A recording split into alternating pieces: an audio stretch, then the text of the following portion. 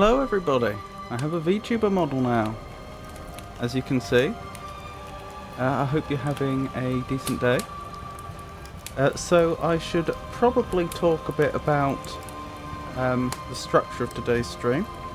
So initially I thought we'd go straight into the VTuber debut stuff. Obviously you've seen the VTuber now, but I was thinking more that we would look into what I have on this VTuber's design and the lore behind them and so on. But then it occurred to me that actually it's probably going to take a few minutes for people to actually arrive here. Oh, I hope you don't mind the gloomy backdrop.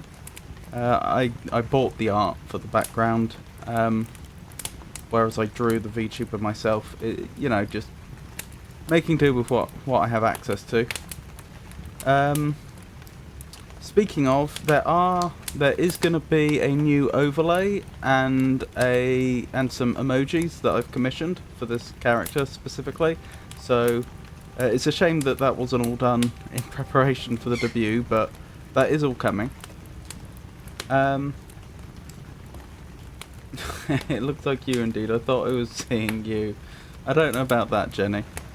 But anywho, I thought, so like I say, initially I was thinking we go straight into the VTuber debut stuff, but then I thought, actually, we probably want something to fill the time just for, I don't know, 15 minutes, half an hour, so people have time to arrive.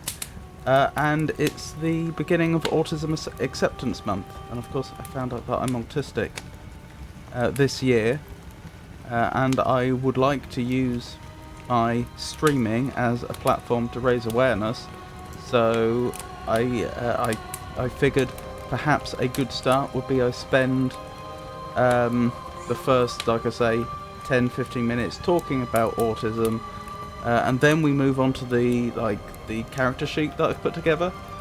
This is actually a character sheet I made 2 years ago before I drew this VTuber, but I can talk about, as I say, the design elements and perhaps some things that have changed, some things that have stayed the same, and so on, and perhaps touch on the lore of the character.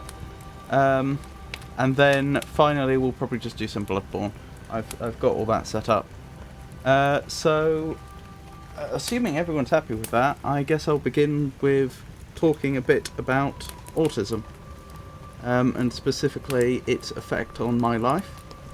I have some notes here that I'll be referencing, just so that so that I'm not completely on the spot. I have some prompts. So yes, I have been autistic my whole life, but I only found out that I might be autistic last year, and I was only diagnosed this year. It explains a lot of my life. So probably the most significant symptom for me personally is that I am just completely unable to understand how the things I say and the things I do will affect other people. Now when I say I'm completely unable, obviously in a very extreme case I would have a good idea. Like, I'm not ignorant of the fact that were I to, for some strange reason, have the urge to walk up to someone and punch them, they would probably react negatively. But for example, I have absolutely no sense of how you... Oh my goodness. Sorry, I apparently didn't set the backdrop to loop, so let me sort that out. I forgot that's something I have to explicitly do. There we go. Sorted. What was I saying? Yeah, so for example, I have absolutely no sense of what you are thinking now as I'm saying these words. I have no sense of what emotion you think I'm currently experiencing. I just don't have a sense for that. Other things are that I have struggled greatly with just trying to connect with other people in any sense, but particularly I find that things like humour and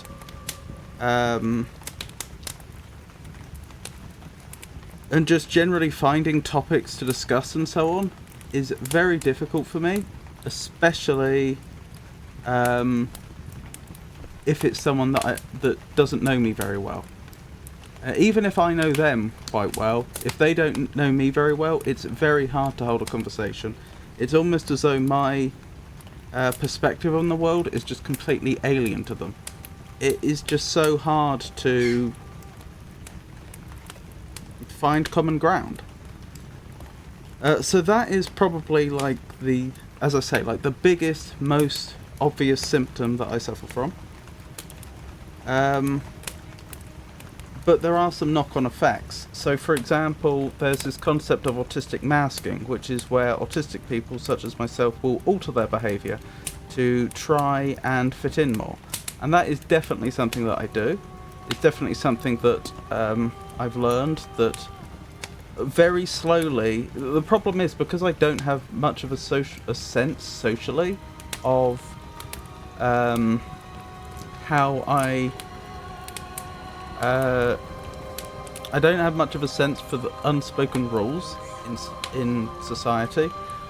I rely very much on my logic to work things out, and that can be a very slow, exhausting process. So I've just had to learn the hard way that, if you say such and such in this sort of situation, people probably won't react very well. I don't know that intuitively, I've just had to learn it. And so often this trying to fit in actually manifests as withdrawing. I'm reluctant in a lot of situations to socialise and put myself out there. I've tried it in the past and it's gone disastrously in the past, so it's just basic,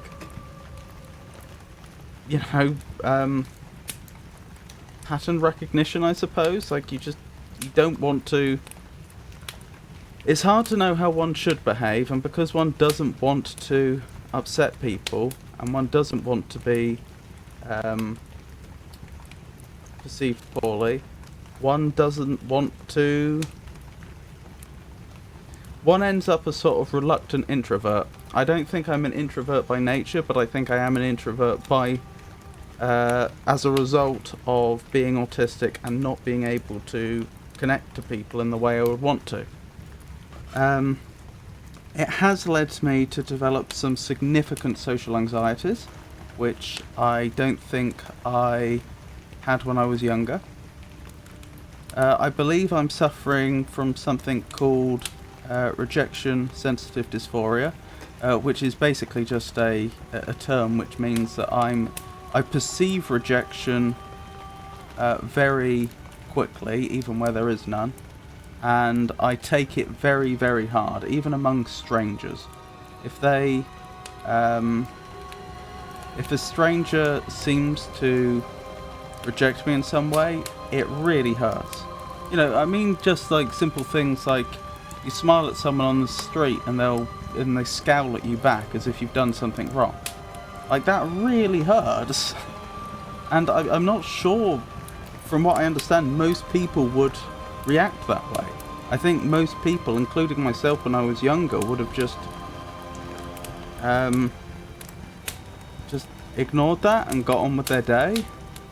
I mean, I suppose I do sort of get on with my day, but, it hurts. I'm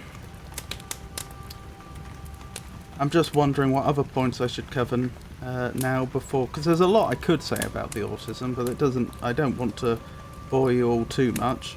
I tend to take things very, very literally, at least at first instance. If someone, if I don't recognise an expression, for example, if it's not an expression I know, and someone says something to me that uses such an expression, I'm likely to interpret it literally initially. Maybe I might realise that, they probably didn't mean what they literally meant there, but that still wouldn't tell me what they meant. And I do understand that there are certain expressions that are used not for their literal meaning, but they are part of everyday life. But even now I make apparently make mistakes. There was an incident just a few days ago where another streamer asked me how I was, and I responded that, I have the normal mental health struggles, which perhaps I'll talk about in a second, but otherwise I was doing okay. And I mean, they were quite nice about it, but they made it very, very clear that they don't want, that's not an acceptable answer. And after a long discussion, it became apparent that, as far as they're concerned, only a positive answer is acceptable. Like, if they ask me how I am, I'm supposed to say that I'm doing good. And, yeah, like, this was just a few days ago. I'm in my 30s now, I've got this old, and, like, yeah, that is not just that I didn't comprehend that that's what they were expecting, but it feels wrong. It feels like I'm lying. It feels like if I'm having a bad day and someone asks how I am, then of course I should be able to say, like, yeah, it's been a bad day. And to not be able to do that, like I say, like, I hate lying, and I hate,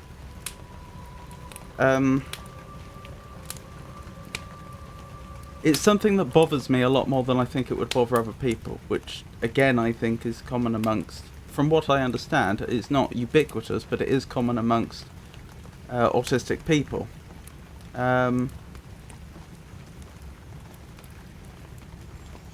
So perhaps that gives you more of a sense of, the degree to which it can be a challenge just to engage in everyday life. I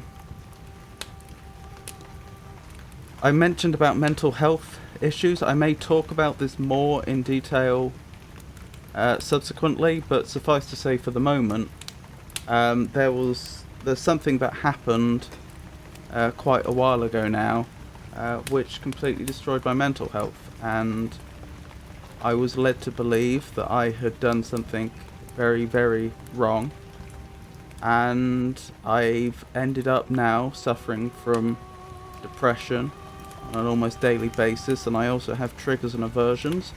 I appear to have PTSD-like symptoms. And even now that I've started to reach the point where I am starting to understand that there was a lot more going on here than just me being a terrible person, because I don't think I was. That's the thing, like, because I'm autistic and I don't have anything to really anchor me in social situations, I really rely upon other people to be honest. And so if someone tells me that I've done something terrible, chances are I'm going to believe them, like, because I cannot tell for myself.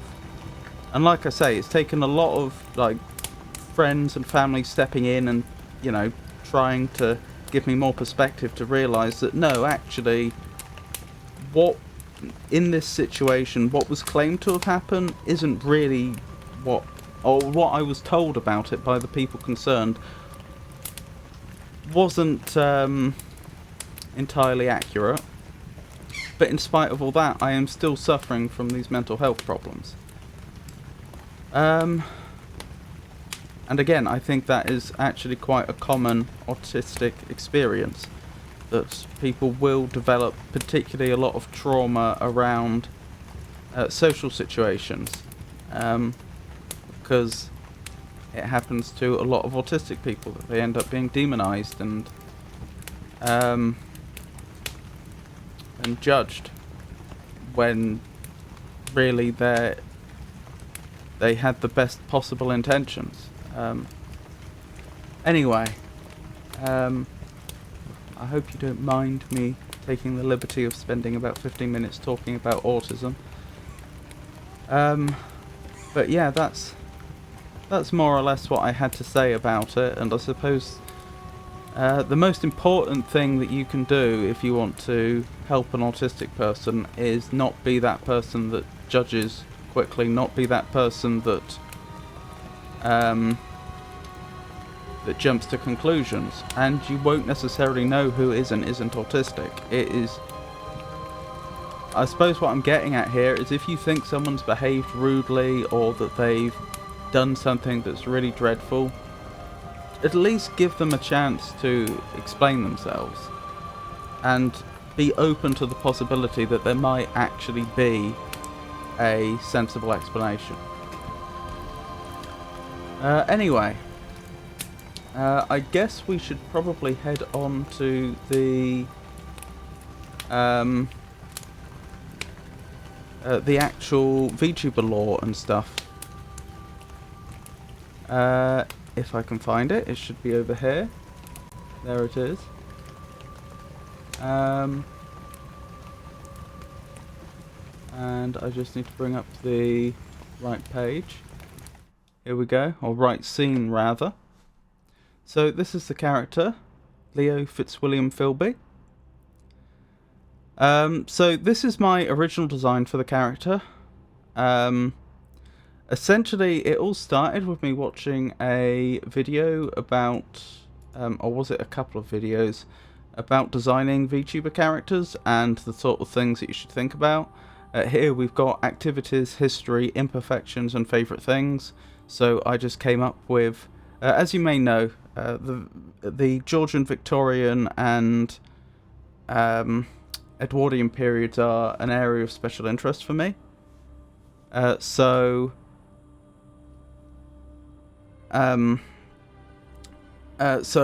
Even though I didn't know I was autistic when I was... Well, special interests tend to be an autistic thing. You get very deeply interested in certain subjects. And even though I didn't know that I was autistic at the time, obviously I still had these interests. And so I went with a Victorian theme, because that seemed very appropriate for me. And so I just tried to come up with answers essentially to these questions.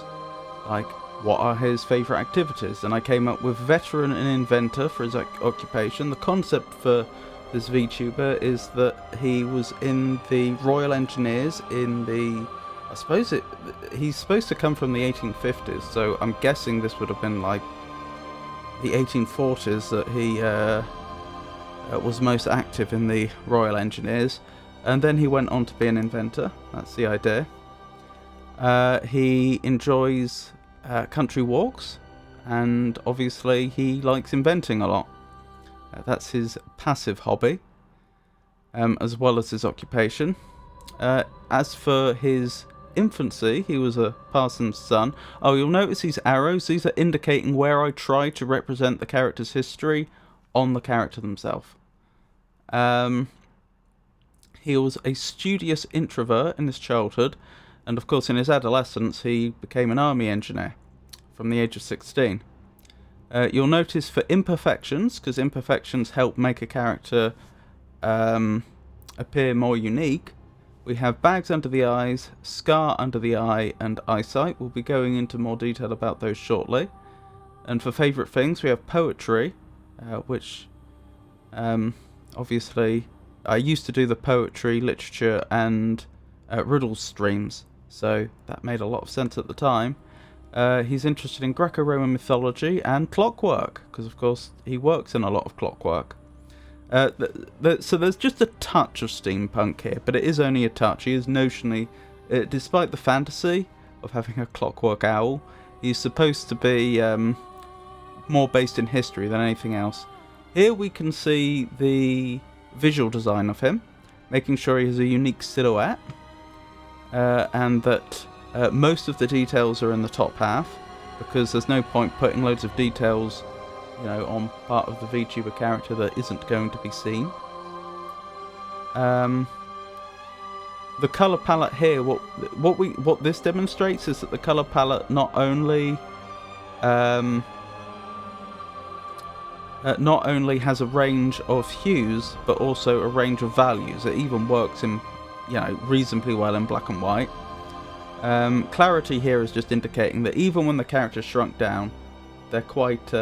Oh, thank you, Pikachu. It's lovely to see you. I hope you're having a good day. Do let me know if you see any like weird glitches or anything. Like I know technically the VTuber's on screen right now, but like they're in a tiny little window. I can't keep track of what you're seeing. So if there are any problems with the tracking or anything, do let me know. I'm about to drive, so I'll be back. Oh, drive safe. if you do make it back, I'll look forward to it. What was I saying? Clarity. So this just demonstrates that the character's main features work even at a small size.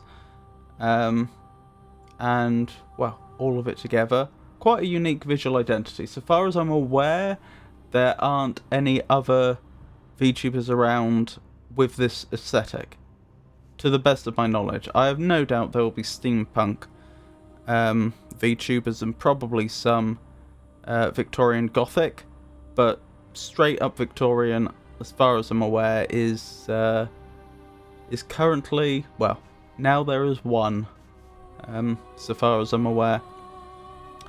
So let's look more into how the different, not necessarily how I arrived at the different details, but what they actually are, what I actually picked on. So I picked on brown and blue as being the dominant colours. I don't remember exactly how I reached that, but I would assume it's probably because I realised that I would want to have a neutral colour, a versatile neutral colour for quite large portions of the colouring of the character. So brown would be an obvious choice.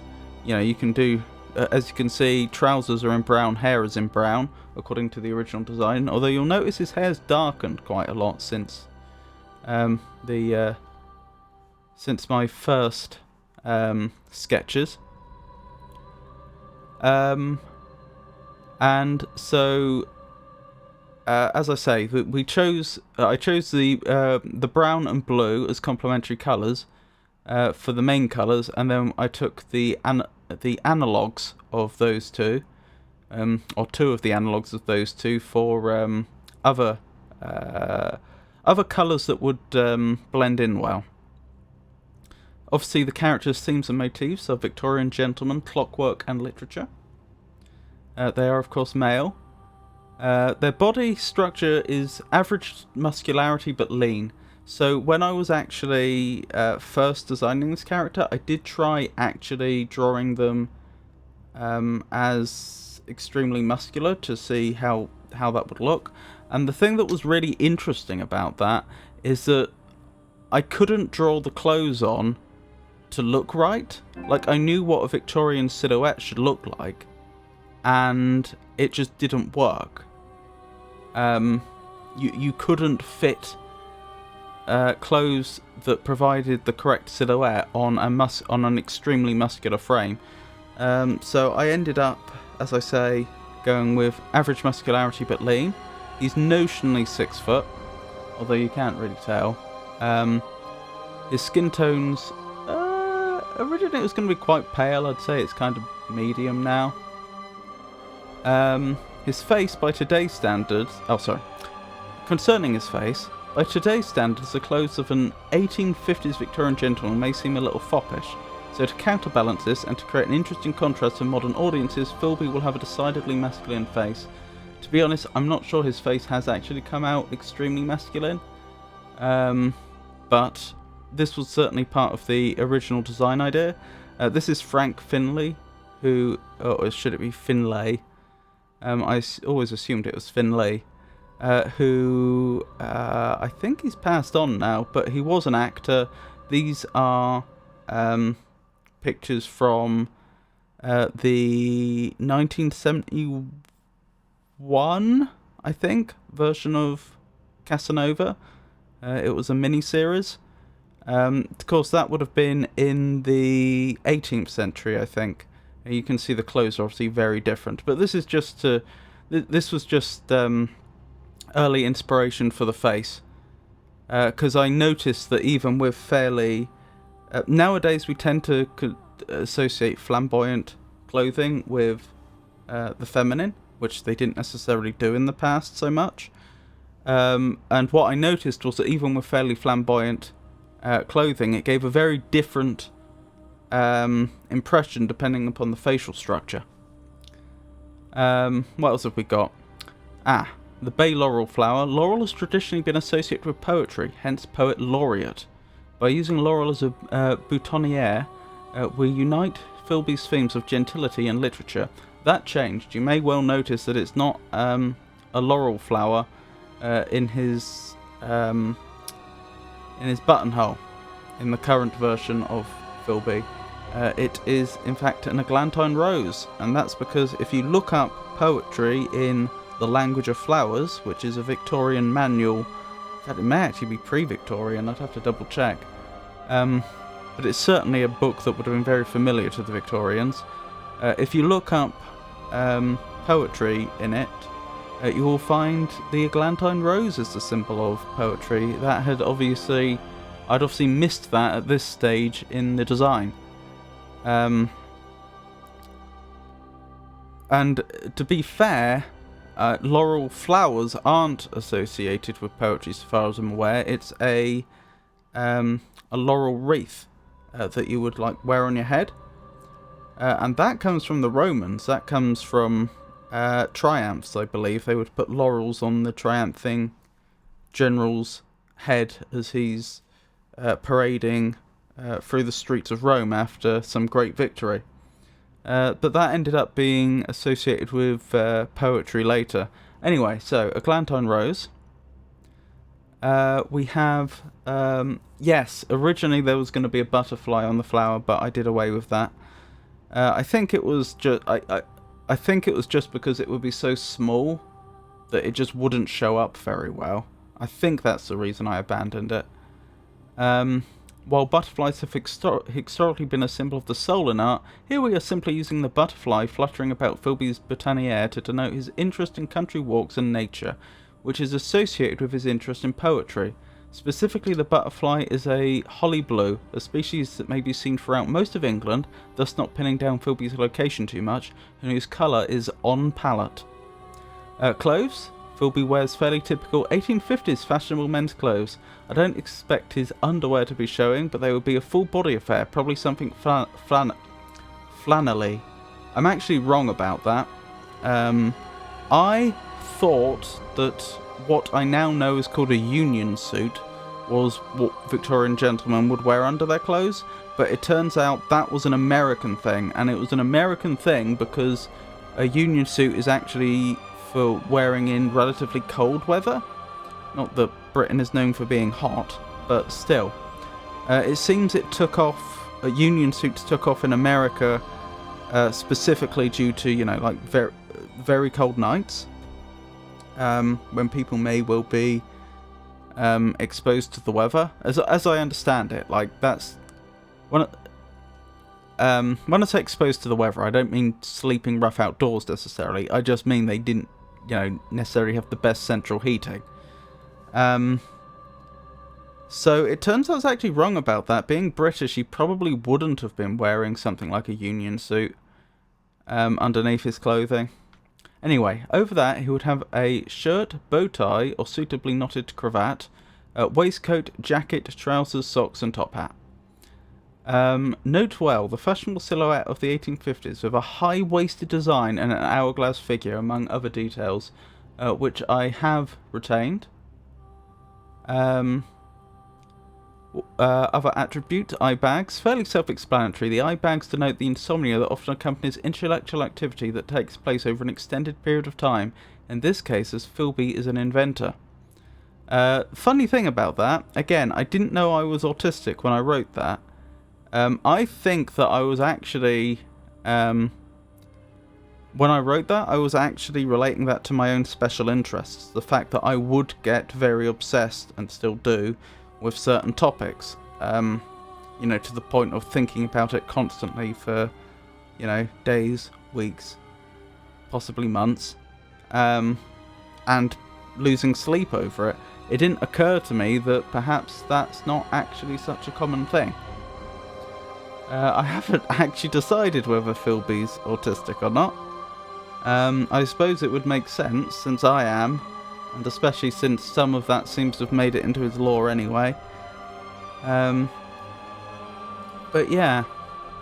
Facial hair, none. I understand that facial hair did not become fashionable until soldiers started growing it during the Crimean War to keep warm. Up until that point, the fashion was for a clean-shaven aesthetic, as often depicted in Greco-Roman art. Philby originates from this transitional period. That said, I'm sure there were always some exceptional individuals who did not follow the fashions of their day. So yeah, I went with the clean-shaven look. If he was like one generation later, he probably would have had a mustache. But that's not the period I chose. Glasses. Typical Victorian round-lensed glasses. I understand that it wasn't until very late Victorian times that the shape of pairs of glasses began to diversify greatly.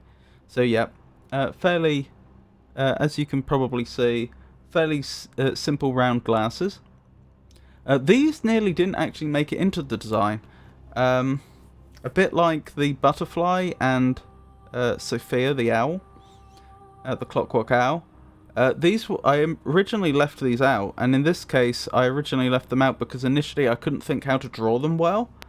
When I looked online to see how other people were doing glasses, though, I found out that they often just don't draw the arms of the glasses, and that works reasonably well. The problem is that the arms would be such a pain to draw and rig, because when you're looking straight on, they'd be almost invisible, because you'd be looking along the length of them, and then as you turn to the side, they'd have to get very long very quickly.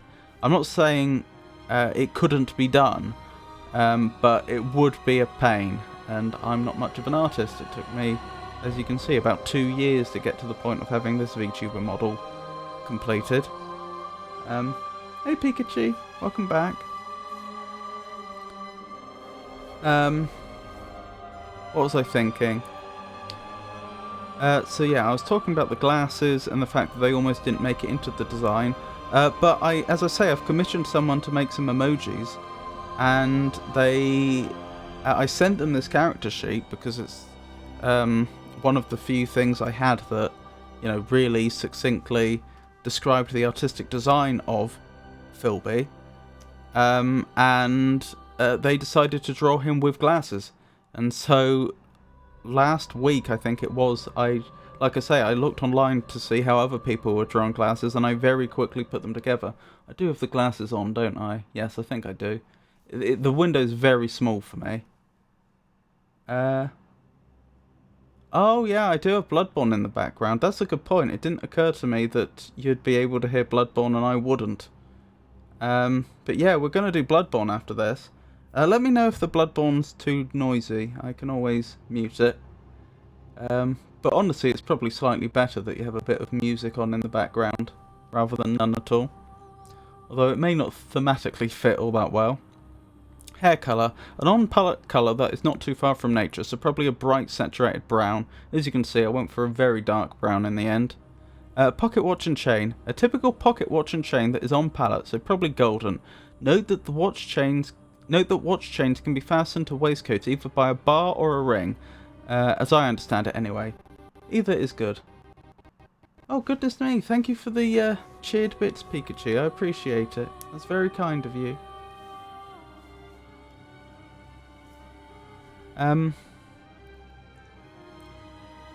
Thank you.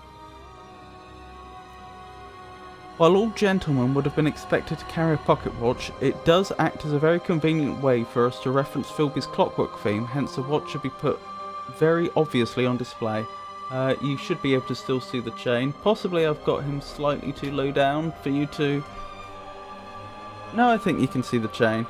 And if I move to this side, perhaps you'll be able to see more of the actual watch itself, because obviously it's in a pocket. No, this way, I think. Anyway, the watch is there. Happy 3-year Twitch anniversary. Thank you. I appreciate it. Pocket watch fob. Incidentally, feel free to talk to me during this. It's just, given that I'm streaming, I don't want to stop. Like, I don't want there to be awkward silence. But just because I'm talking doesn't mean you can't talk to me. Pocket watch fob. Philby's watch fob should depict a Medusa head. This is a reference to Athena's Argus, a shield featuring the head of Medusa, which in turn is a nod to Philby's interest in Greco-Roman mythology and his literature theme. That got cut. That was going to be in the design, But I ultimately concluded that it, again, like with the butterfly, it was going to be so tiny that there wasn't any point. Like, I wouldn't be... the problem was, I worked out, like, how many pixels big it would be. And Philby's model is big. Like, I think the like, entire height of it is getting on for 8,000 pixels or so.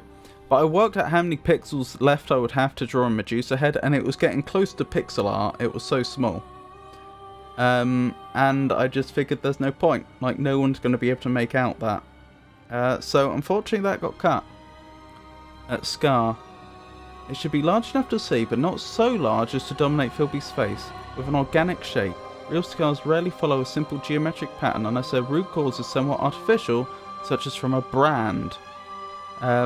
I envisioned that the scar would be on his right-hand side, simply as it would help balance his design. It is important to have a mix of left-hand and right-hand side asymmetry. Philby received this scar after a piece of shrapnel struck his glasses while he was supervising an engineering operation. A piece of shattered lens did the damage. This acts as a visual indicator of his army engineer background, albeit a fairly cliché one. I found it difficult to work this part of his background into his visual design otherwise. That's all accurate. I'm not one of those people that thinks scars are cool, but as I say, it was one of the very few ways I could think to actually get his army engineer background into the design, and to be fair, it does actually make his face significantly more distinctive. That's one of the problems you have with VTuber designs, that you want them to be distinctive because you want to have a distinct identity. You want your characters to have a distinct identity. But due to the cartoon-like art, you know, there's only so much you can do to actually make the character look unique. Anyway, so that's what's going on with the scar. Shoes, typical 1850s men's footwear. Note well how the shoe comes to more of a point than is common today, though it is not pointed. Indeed, the very tip of the shoe, if anything, is flatter.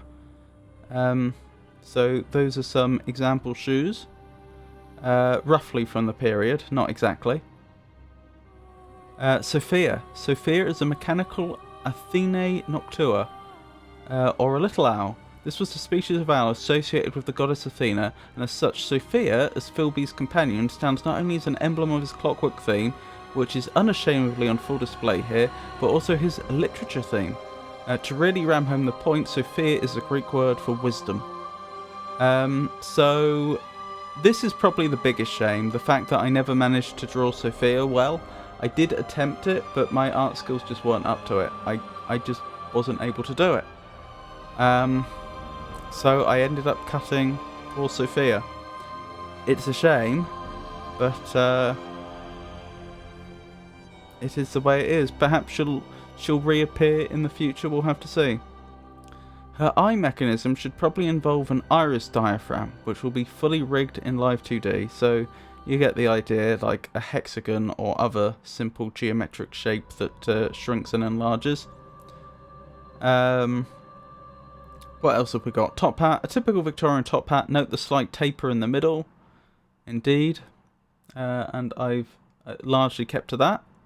A typical Victorian walking stick, nothing too elaborate. And here's the lore, which originally I wasn't going to read out. But I just say that because like the initial section here talks about how I probably shouldn't release this verbatim. And now that's exactly what I'm going to do. But yeah, I may as well tell you about the character's fictional origins. And then I guess we'll get on with some Bloodborne. So, Leo Fitzwilliam Philby is a parson's son. For those that aren't aware, that is a clergyman in the Church of England. He grew up in a rectory, a residence provided by the church to an active parishioner and his family. A gentleman's education was just about provided for him, meaning he was schooled, albeit he also underwent considerable homeschooling from a young age. Thus, his taste in literature would have been largely influenced by those he held dear at home, so most probably family members or tutors. It would be at this early stage that he developed his love of Greco-Roman mythology and poetry. When Philby turned 16, his father placed a considerable sum of money and letters of recommendation with a regimental agent. So I did actually research this. I researched the history of how the army worked in Britain, and there's some interesting stuff there. One of the main things is that back in those days you bought your rank. Now that doesn't mean that any man could buy any rank he wanted with no reference to his experience or skills at all. Obviously, the army wasn't going to just let anyone buy any rank, but at the end, this was how the system worked, and you would buy your rank off someone who had just been promoted or was retiring, usually. So, for example, if you were a lieutenant and you wanted to become a captain, normally what would happen is you would find a captain who's just been promoted to major, and he would sell you his captaincy, and then you would sell your lieutenancy to to someone that wants to become an officer. And this was all regulated by the army. They had special rather than having this be entirely handled privately, the army effectively acted as a sort of what would you call it? Like, all the transactions had to go through them, they would record them, and they would hold on to the money. Like, it's not that it wasn't the army's money, but they were there to make sure everything was conducted above board, as it were. I'm not sure what the name of that would be called. Anyway, back to the paragraph. Once accepted, his commission with the Royal Engineers began as he did his training at the Royal Arsenal, Woolwich. After 14 years of service, he was still only a lieutenant, though owing more to a lack of promotional opportunity than anything else. Most of his work involved organising and supervising small operations as part of larger civil engineering works undertaken throughout the Empire. One day, while supervising some controlled explosions, a piece of grit struck his glasses, shattering a lens, resulting in I think I've misspelled lens there, resulting in a fairly benign but grisly-looking wound on one of his cheeks just below the eye. This led to some token paperwork regarding his treatment catching the attention of his superiors, who held concerns regarding his ability to perform in combat situations given his increasing need for corrective eyewear. Though not exactly forced out of the military, he was heavily urged to take early retirement during a time when the military was otherwise ramping up recruitment in the lead-up to the Crimean War, a decision some might call questionable. Now, a lot of this is speculation on my part. I don't actually know at that point what they would have felt about an officer who needed glasses.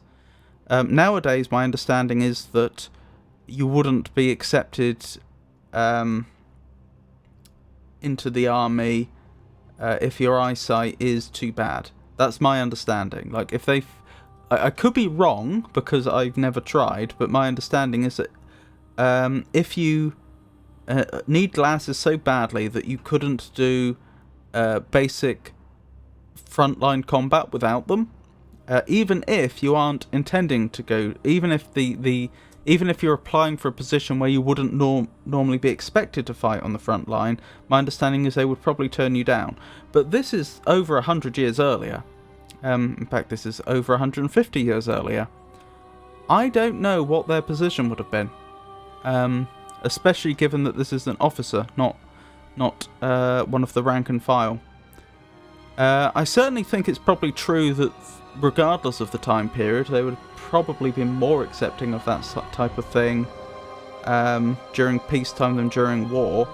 And given that this was during the lead up to the Crimean War, this would make a degree of sense. But I don't know. Complete speculation on my part. Unusually for the time, Philby was awarded a year's pension by the army. Again, I think I got that wrong. So the pension system was interesting. Back in Victorian times, there generally was no social security. The attitude at the time was that you don't help poor people support themselves, because then they won't work, and society needs them to work to function. You know, there is a lot of work that has to be done, so you want to make sure that it was almost a point of principle that you don't support the needy, because you need to make sure that they do their part. Now, we may not necessarily agree with that attitude today, but that was the attitude at the time. So what am I talking... Oh, I should point out, pensions here are not like pension funds today, where, you know, you would pay into them and then upon retirement be awarded them. I don't know if such systems existed back then, but in this case, an army pension refers specifically to people who have been injured. So what I was about to say is, the interesting thing is they had this Chelsea pension scheme going back quite a long way. I think back to at least Georgian times, if I recall correctly. Where men who had been so badly injured that they could no longer work, they would be given a pension by the army. Normally, if they left, you know, they would have their pay paid up for the time that they've spent in the army, but then nothing more, that's it. People that had been badly injured, though, like I say, they were provided with a small pension. And that makes sense, because if you've become gravely injured serving your country, then it's only right and proper that your country looks after you. You know, you've done your bit,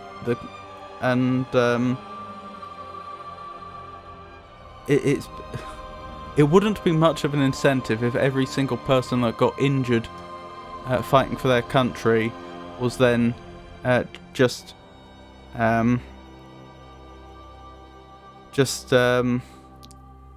thrown out onto the street and then probably faced a pretty sad rest of their life, which may not be that long. So yeah, that makes sense. But the reason why I think this is probably not accurate is because A, Philby's injuries weren't that severe. It's not like he couldn't work again. And B, because he was an officer. And I believe, although all members of the army notionally could claim a pension, in practice I believe it was only the poor that did so. That is, in general, as a general rule, officers would have been wellish off. Not necessarily very well off. Some of them would have been. Many of them would have only been like lower middle class. And the other ranks would have been made up by the working class. And I believe there was just some classism there that, you know, the amount of money you'd get from the pension was very small, and just on principle, the officers were unlikely to claim the pension because it would have been seen as beneath them. But anyway, this is what I wrote. Unusually for the time, Philby was awarded a year's pension by the army, partly owing to his long service, partly owing to the medical queue for his retirement, though he was still able-bodied in the everyday sense, and not least to sweeten the pot of his leaving. Notably, the more preferable prospect of being posted to a half-pay regiment was not offered. That's what they often did to people they wanted to get rid of. They had regiments which, I've forgotten the exact details, but essentially they weren't seeing service, and you would get posted to one of them, and then you would be given half pay, but then you would have no duties. So, you know, you would just go home and live a normal life, but be given half pay. And that was a good way to essentially get rid of people. But a bit like the reserves today, of course, they could be called back in the time of a national emergency. I say they had no duties. I don't actually know that for certain. It's possible they were expected to stay trained or something. But the point is they weren't... if you were posted to a half-pay regiment, you weren't doing... You could still live a normal life. Like, you weren't a full-time soldier at that point, in effect. Alongside this, he had some savings and received the money he was owed for the ensign's commission he had sold years before. Well, if he retired, he would have been selling his lieutenancy, presumably. Also, would he have been an ensign? I'd have to check it. I feel... Isn't that like a US Navy rank? I possibly made a mistake there. He set himself up in a small house with one servant and pursued a career of inventing whilst also undertaking occasional pieces Sorry, I really mucked that up. He set himself up in a small house with one servant and pursued a career of inventing, whilst also undertaking occasional pieces of commissioned work that fell within his bailiwick. It was during this time he designed and manufactured Sophia. Sadly, owing to a little too much introversion, a little too little entrepreneurial spirit, he never prospered from his talents in the way he should. Often his more impressive accomplishments, like Sophia, were believed to be elaborate tricks. Though they was received in the best of humour, still he made ends meet. Sophia being basically an android owl. I know android means human-like, but like Sophia's, as the clockwork owl was supposed to be, you know, a functioning artificial being. So that would have been very impressive in the period. Hey Ozpin, lovely to see you. Thank you for the bits. I hope you're having a good day. Each project would consume him with a single-minded passion until it reached its logical conclusion, successful or otherwise, and this goes too for the time machine he built. Again, that first part sounds a lot like autistic special interests, even though I wouldn't have known to call it that at the time. Travelling to the near future, he was pleased to see the great and surprisingly rapid developments in welfare, medicine and science, but was horrified to see the lack of achievements in civilised behaviour. At the heart of it sat a sense of incredulity towards what he saw as a disparity between universal education and the rampant vandalism, hooliganism, bad manners, and insensitivity towards gratuitous carnality and violence, which seemed to epitomise everyday 21st century life. He wondered, had the struggle for social and cultural betterment been in vain, were it to end during the custodianship of this generation? Yet there was still hope. Unwilling to leave things as they stood, he set about educating himself on modern media and culture so that he could attempt to lead by example a civilizing counterculture. True change would need to come from within. Hey Tato, lovely to see you. I hope you're having a good day. Anyway, so that's the entirety of my VTuber's backstory. Oops. Oh no, that's fine. So I guess without... Oh, I was reading the VTuber's backstory. Just reached the end of it. This is my VTuber. Hello. Leo Fitzwilliam Philby. So what I was going to say is now that we've been through all that, unless people have questions or anything, we could get a start on Bloodborne.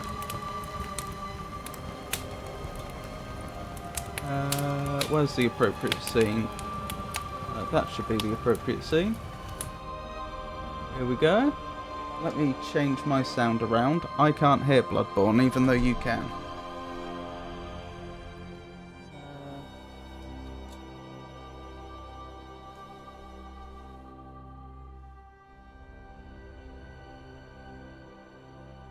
Right, I have sound now. And let me swap my monitor over so that I can actually see the game. There we go. Right. Shall we do some Bloodborne? Ladies and gentlemen. Are you using a capture card? I am indeed. Hold on, I think it's forgotten about the controller. There we go. I assume you mean for capturing Bloodborne. I did change scene, didn't I? Yes. Yes, indeed.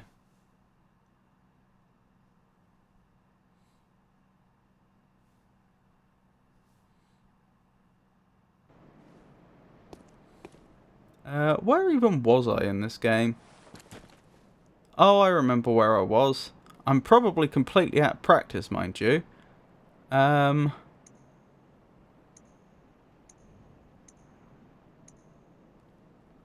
the point that I'll probably die on the next time I encounter anything. Hold on, I'm trying to remember the controls. Light attack, heavy. What did this one do? Oh, that's gun. That's change mode. Right. Okay. That's roll. Okay. So I've forgotten what this area is called, but I remember that we came up this hill. I remember we got here from the church, didn't we? Like the Great Cathedral, I think. Yes, we got close to the... We got to like the entrance of the Great Cathedral, then went left, and that then took us down into a valley that was full of men with guns, and then past that we found a lot of women. And then past that, we ultimately found ourselves here. Let's carry on then. Do let me know your thoughts on the VTuber character in any sense.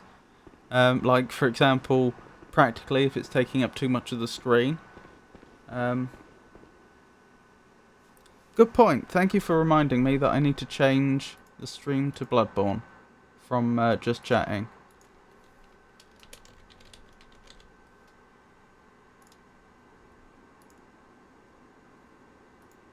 I appreciate that.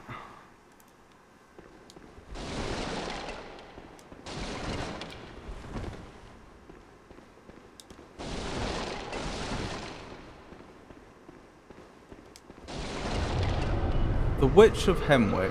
Okay. So, I don't get any...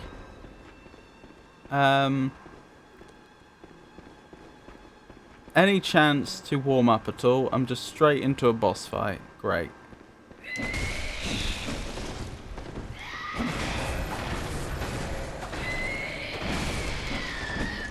That's not the boss, is it?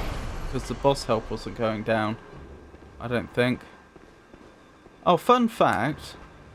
The iPhone I'm using for tracking is in almost the exact same... covering up almost the exact same part of the screen that my VTuber model is. So I can't actually see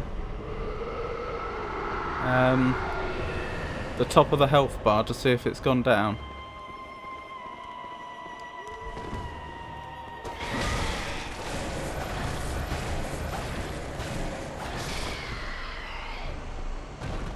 Doesn't seem like it has though. I assume there's some other condition here. I'm probably supposed to be hurting something. Like when I like that. Yes. Here we go.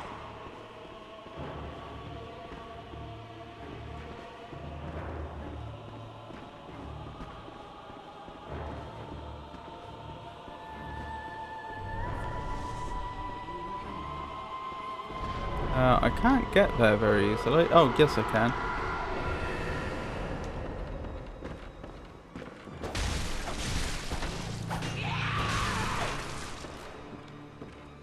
Bloodborne seems easier than other FromSoft Souls. Not gonna lie. Oh, are you back up there? Oh, there you are. I've got to admit, I don't want to jinx it, but so far this boss fight seemed a bit easy.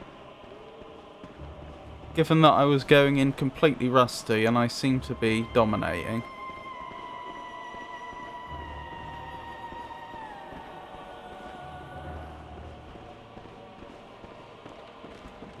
Ah, there you are. Ow. Wrong button.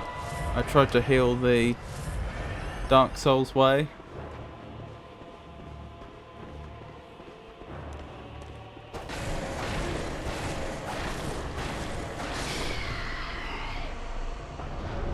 I have no PS4 sadly, or PS5. Not planning on buying either. Neither did El Magnifico, this is true. It's about time for a PC remaster. Who just borrowed one? Just borrow one from a friend. Oh, there's two of them now. That's not good.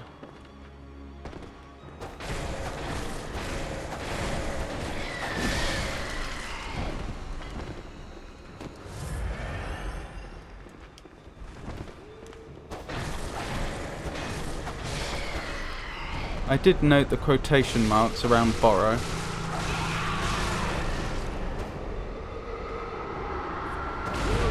Ow, what was that?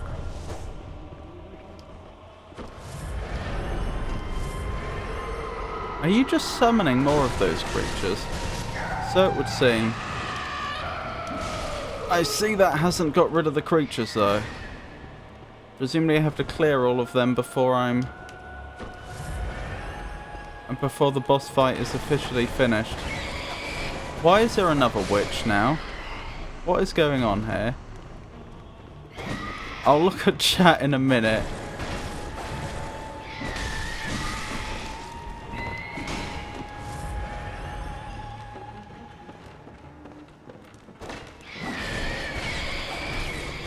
Oh, dearie me. Ow!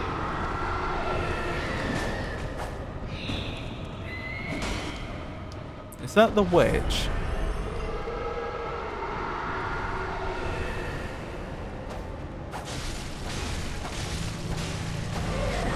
The other witch seems to be regaining health. Get off me. No, stop this. Stop this now.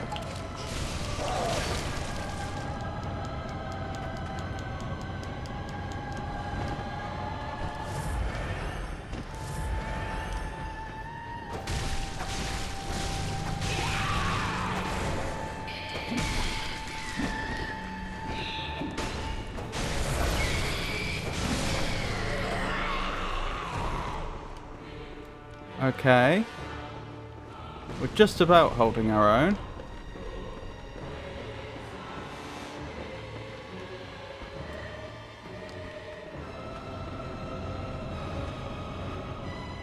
Jenny asked me earlier whether I'd been enjoying April Fool's Day, and I mentioned that I hadn't actually seen much April Fooling today. What about you two?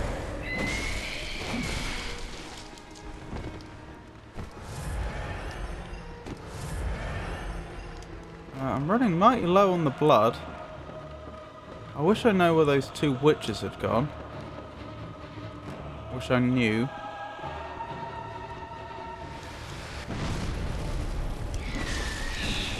I'm probably dead now.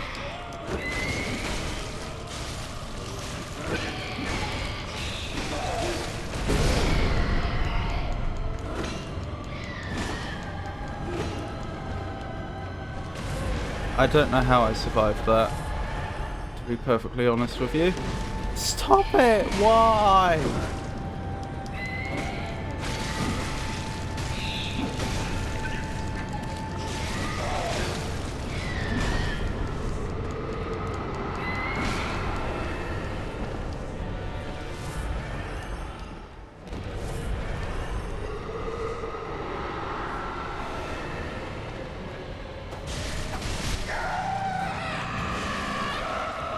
Right, that's one less of them I have to worry about. Sorry, I will have a proper read of... Nice try, you just revealed your location to me. That was lucky though, I didn't dodge that, I was just lucky it didn't hit me. Right, is that all of them? Are we good? Prey slaughtered. And I got 4 bloodshot eyeballs.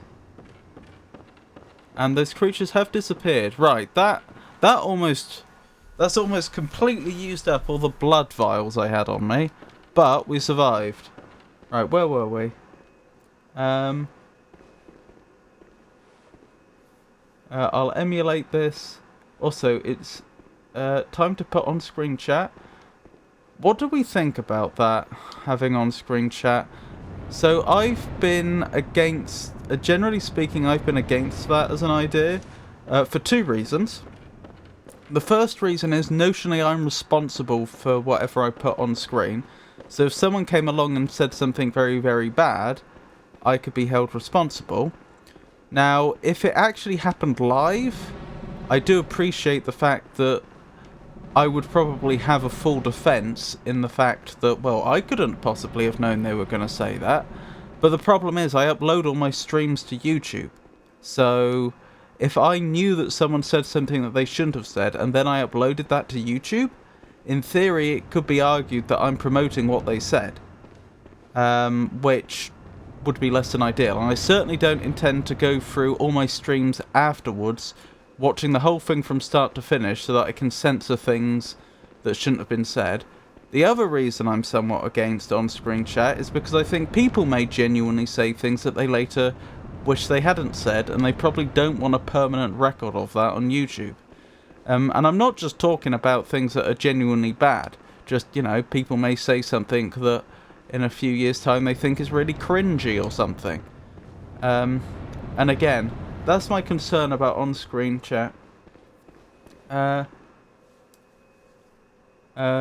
on, I think I'm actually going to have to scroll up chat to see some of the stuff I've missed. Have you seen the Bloodborne mod for Elden Ring? True, the quotation mark should have been around friend. And no. It's called Graceborn. If I had a PC, I'd play it. Buy a PC.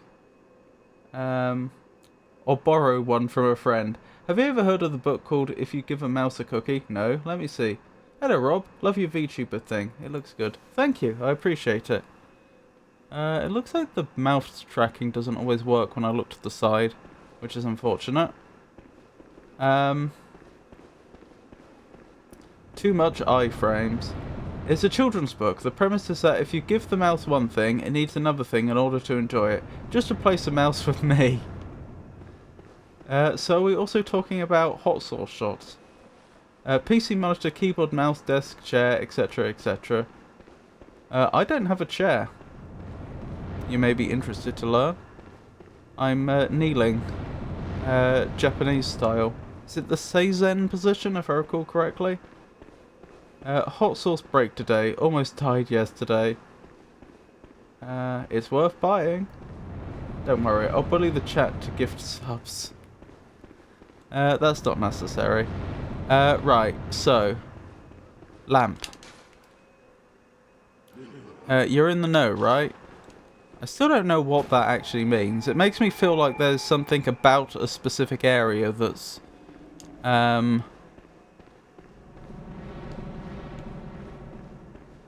That's back, isn't it? I'm just checking my directions. It makes me feel like there's like some secret in an area when they say, you are in the know, right? Caesar for 4 hours? Yeah. I mean, I shift position. But yes. I don't have a lot of space in my room, so it's easier to have a Zabaton and a Zafu, and like this was what I'm using as a desk was originally like a trolley with several shelves. So on the top shelf I've got like my monitor, my USB sound card, which is like got my microphone plugged into, and like the iPhone I'm using for tracking.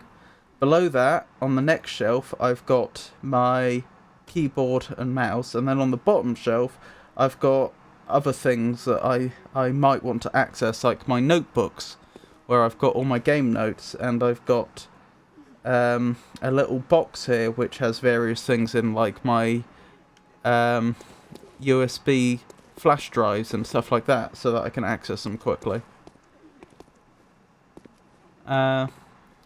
I'll be right back. Command isn't a bad idea. I should write that down.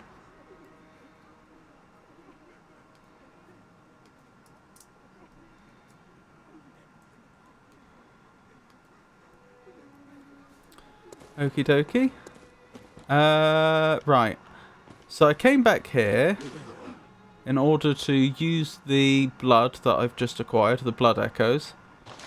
And the most useful thing I could probably do is buy loads and loads of blood vials so I don't run out.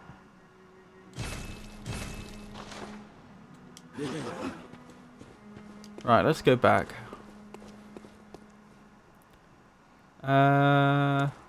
Here, I think. You got a tool?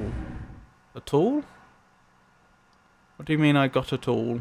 I'm confused. Do you mean the bloodshot eyes? Or did I buy the wrong... No, I didn't buy the wrong thing. From that corpse past the witch room? Oh, I've not been past the witch room yet.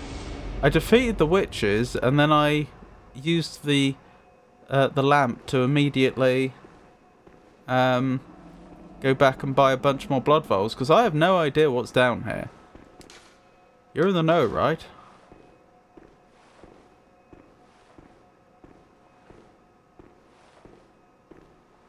I wasn't watching, just assumed, my bad. That's okay. No worries. Message waits ahead. Interesting. Okay. It looks safe-ish. Let's not forget to look up.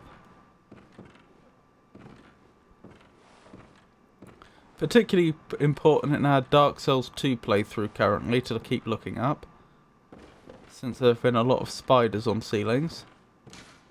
Reeks of dullard. Charming.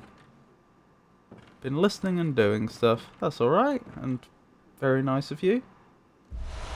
Rune workshop tool. Huh. Okay. I wonder if this is all optional. Time for runes. I didn't necessarily expect after defeating the witches would reach a dead end. Obviously, if I had known that that's all that was down there, I wouldn't have gone back when I did. Huh. This raises a very important question as to where I'm going to go next. Because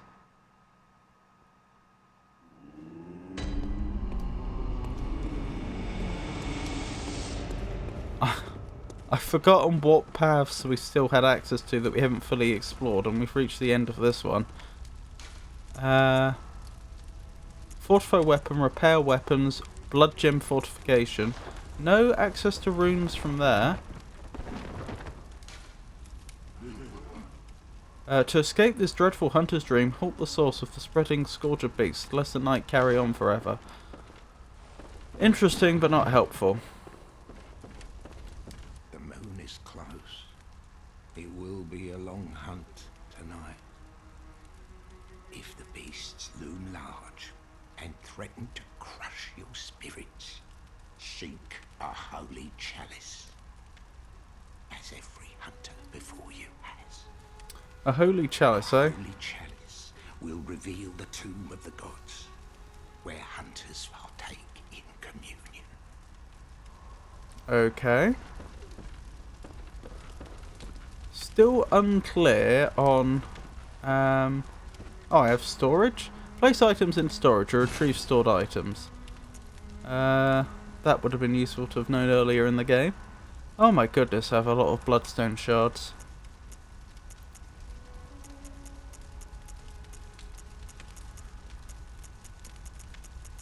Well, I can't be bothered to do that now.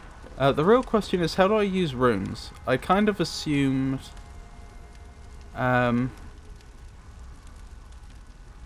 it would be from the workbench, but I don't see any evidence of that.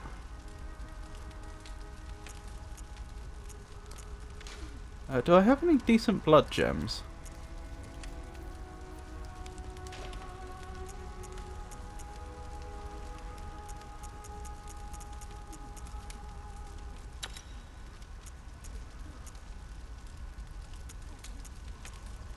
Only the ones I already have equipped by the looks of it. I don't have any better. How do I use runes then? Whoa. Okay, we're okay. That could have gone badly. Maybe I should check my inventory. If I have a new tool, it's probably shown up there.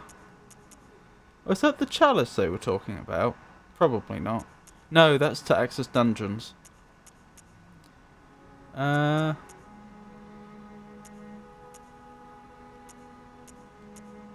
Rune workshop tool enables etching Carlisle runes into one's consciousness. What does that mean? Runesmith Carlisle, student of Bergenworth, transcribed the inhuman utterings of the Great Ones into what are now called Carlisle runes. The hunters who retrieve this workshop tool can etch Carlisle runes into the mind to attain their wondrous strength. Provost Wilhelm would have been proud of Carlisle's runes, as they do not rely upon blood in any measure. Candle altar, just past German. Thank you. I appreciate that.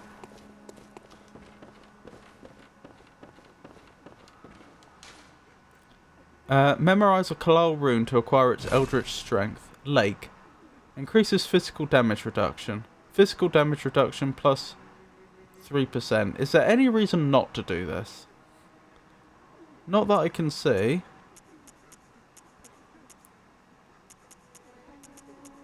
Oath memory. Is this permanent?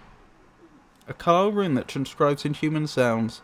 This transcription of the great ones in human voices ripples like a watery reflection. This rune means lake, and those who memorize it enjoy reduced physical damage. Great volumes of water serve as a bulwark guarding sleep and an augur of the eldritch truth. Overcome this hindrance and seek what is yours. This is very Cthulhu-esque, isn't it? Very what's the word I'm looking for?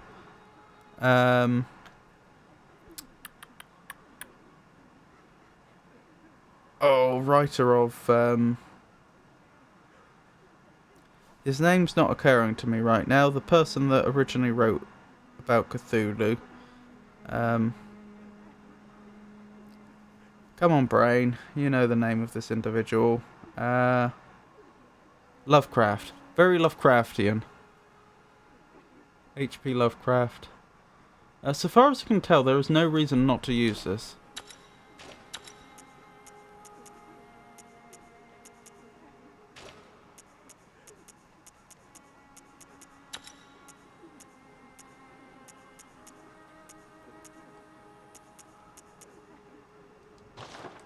Is that equipped?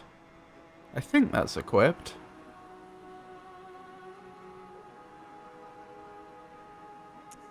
So far as I can tell. Yes, I think that is. Right, so we take slightly reduced physical damage now. Where am I going? What am I doing? H.P. Lovecraft, Lovecraftian. Thank you, Pikachu.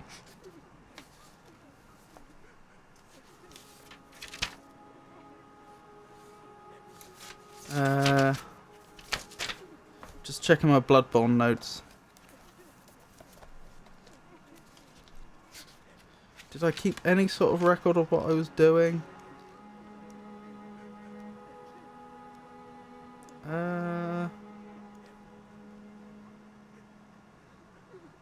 Yarman blood ministration. Sickly sweet blood. That's what the good parson said about our blood, wasn't it? Father, what's his name?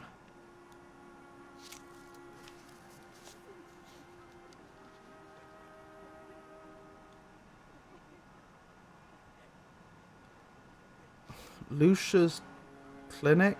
Oh, that must have been where we started the game. Cathedral Ward, Gilbert, Gairman, Alfred.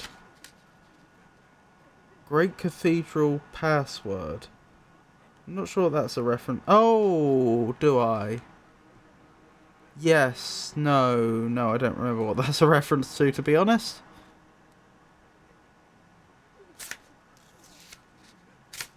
No, I don't think I have any notes on what I'm supposed to be doing now. Has the game got any notes?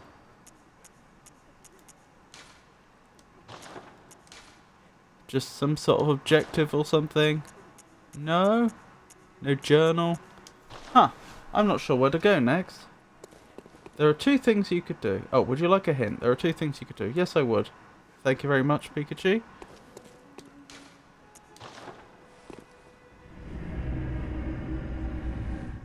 Sorry I was so slow to reply.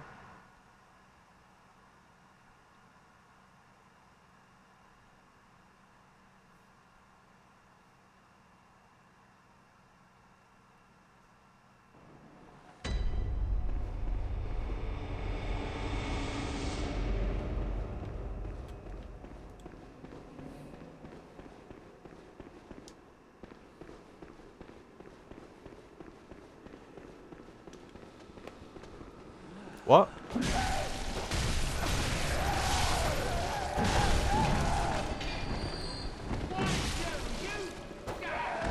I completely forgot about these enemies. I defeated them last time. They weren't here at the start of this stream because I'd already defeated them. Goodness me. Remember the bad guy just outside of the cathedral ward? No.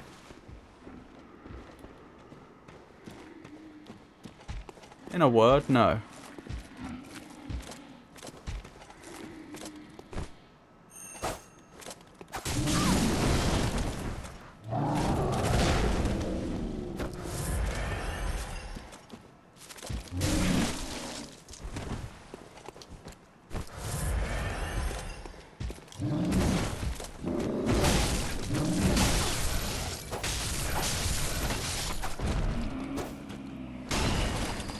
Deary me.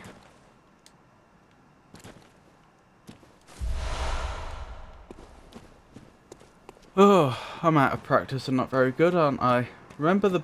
oh, I've already read that.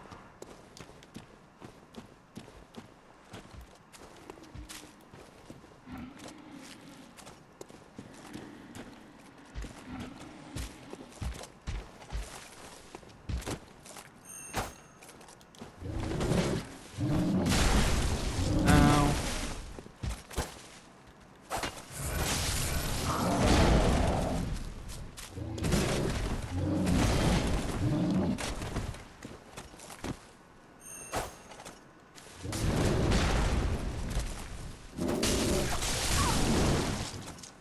Ow.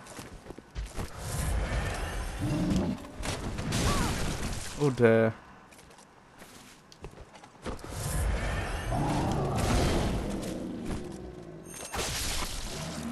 That went well. I got some more blood vials for my troubles. Anyway, from Cathedral Ward Bonfire, go outside and dance with him for a while. Maybe a couple of times or so. Oh, I remember who you mean now. But they look like just a normal enemy. And I seem to remember I asked you if dance was a euphemism for fight with them, and you said yes.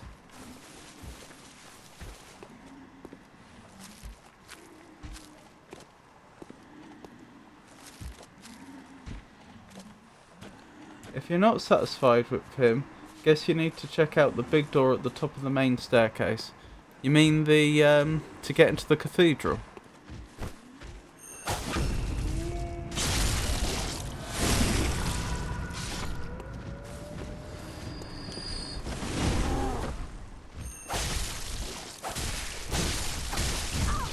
Ow. That hurt.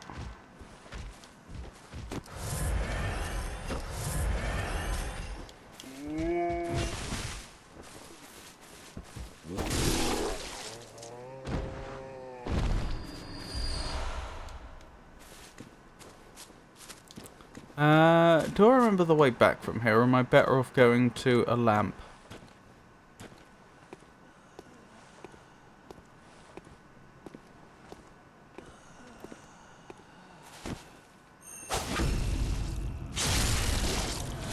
Good thing that was noiseless.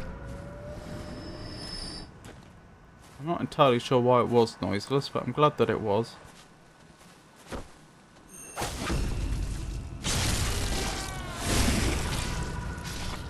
Hopefully no one will notice anything.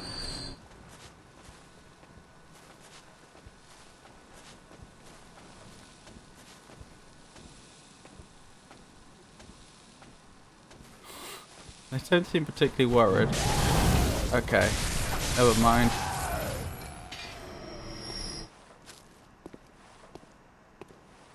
Gotta head out, good luck. That's the one. Okie doke. Thank you for stopping by, I appreciate it. And I hope you have a wonderful rest of your day.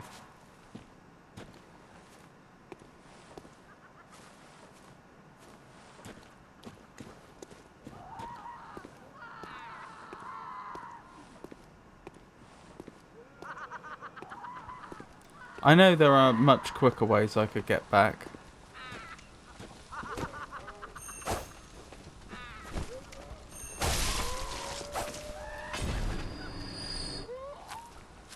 It's just I'm rusty and this is good practice.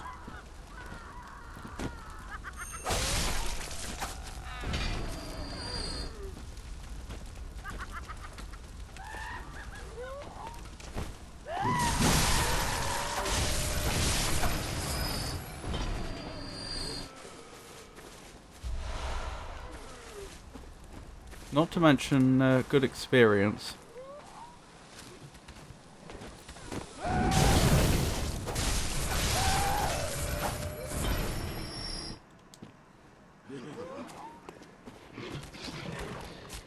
Oh, blimey. I didn't realise that was there.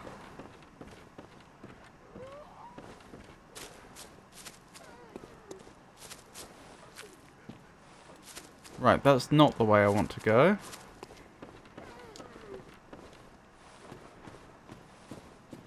Where is...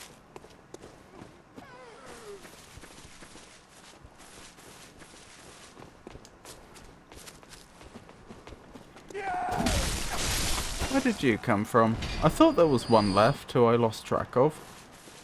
I did completely lose track of them. Ah, up this way, I think. Yes, and now we're at the lamp. Although, honestly... this is probably not a bad lamp to be at to get to where we want to go.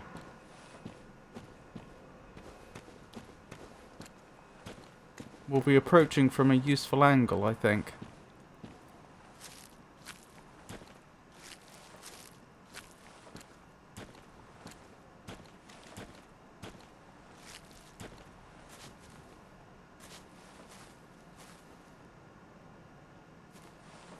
Right, let's get ready to ambush.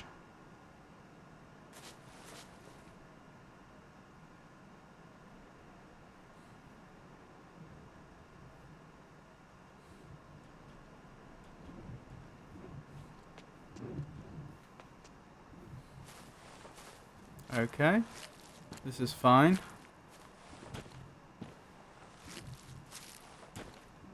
The main trouble here is it's going to be hard to catch up while sneaking.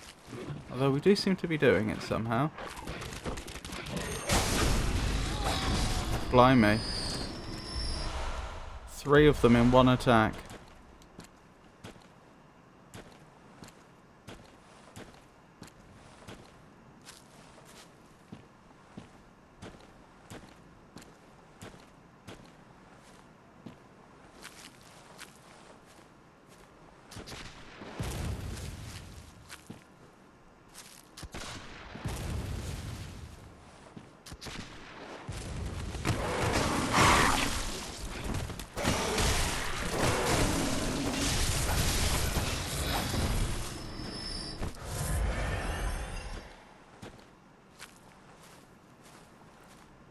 Sneaky, sneaky.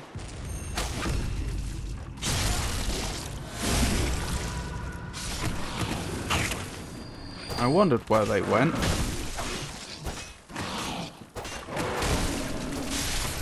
There we go.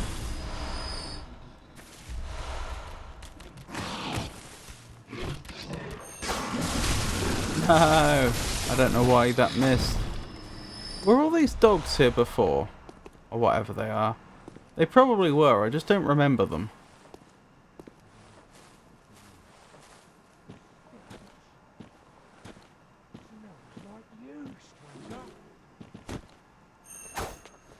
Well, that's embarrassing. This town's finished. Still, we won anyway.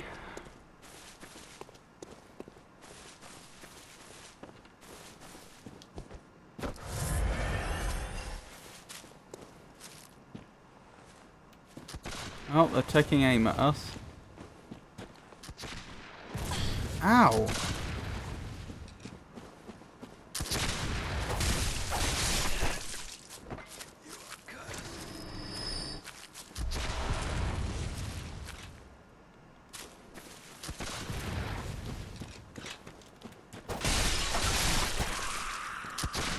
Oh dear.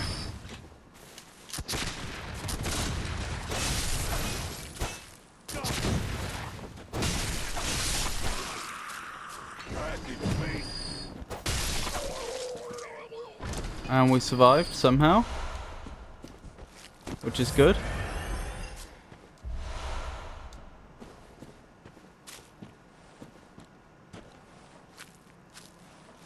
Right, this last group There's quite a number of them, so we need to be careful. Fortunately, I don't see anyone that's gonna see us. Like, I don't see anyone that's facing the right way to see us early.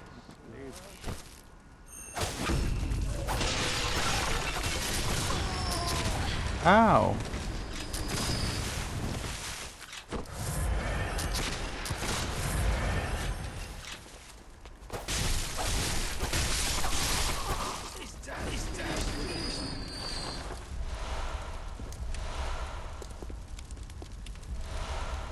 Well, we survived.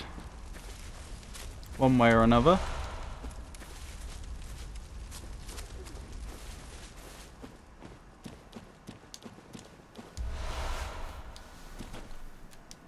Rightio. So, up to the cathedral. That's the next objective.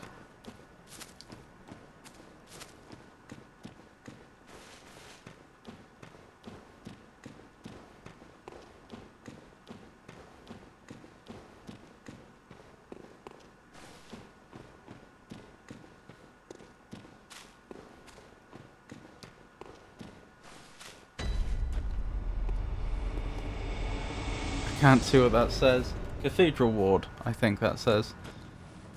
I don't know what I'm going to do about that iPhone being in the way, because it kind of has to be there to track me.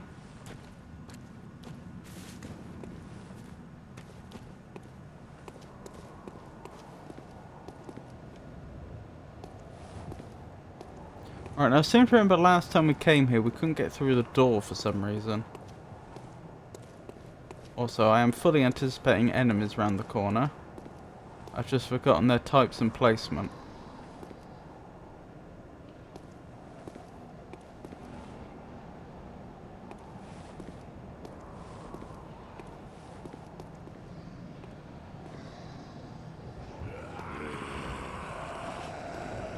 Here we go.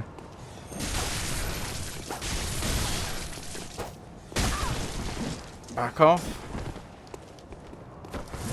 Alright, this is a dangerous game.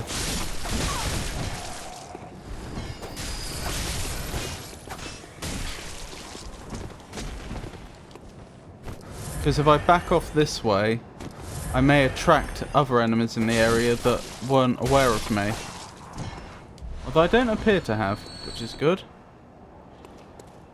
Oh dear, I wonder what that effect on me is in the top middle of the screen. Oh, this opens now. I wonder what was preventing me from getting through here before.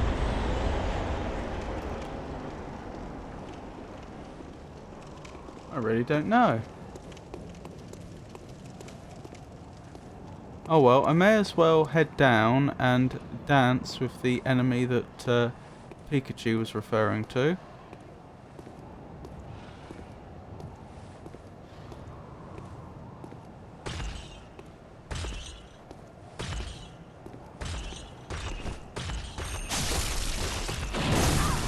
Ouch. You seem pretty unhappy.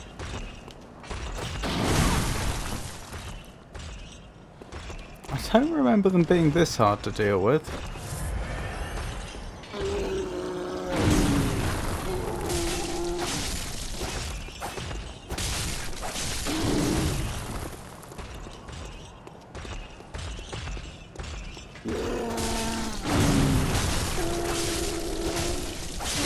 There we go.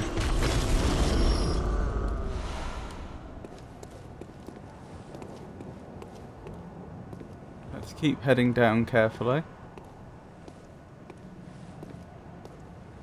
Weren't there supposed to be more enemies here?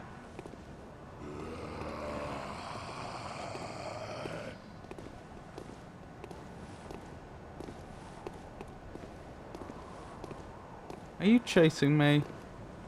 Very slowly, is that what's happening here? I think you are, yeah, because you're following me to the left.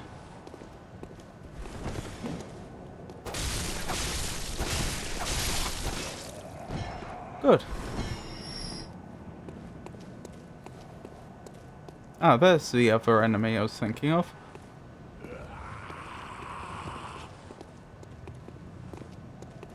Holdy on.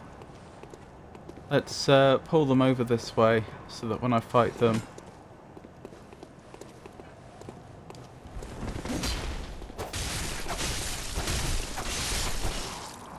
no one else gets aggroed.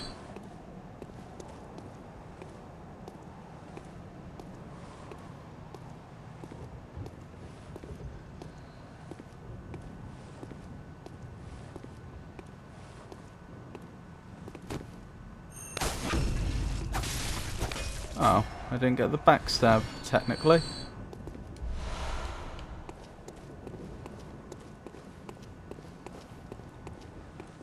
Hello there.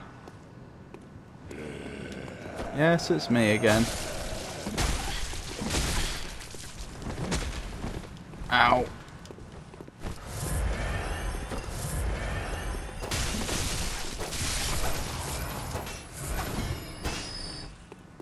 Deary me. Oh, I just remembered this area coming up. There's two of the big enemies. I actually forgot about this intermediate area.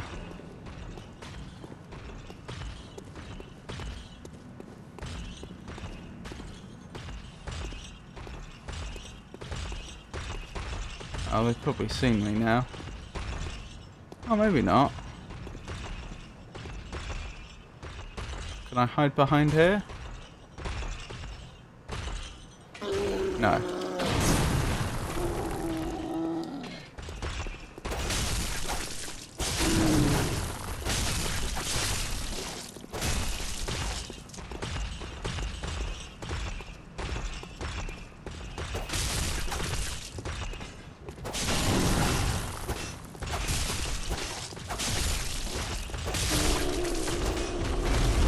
Okay, we survived the first one.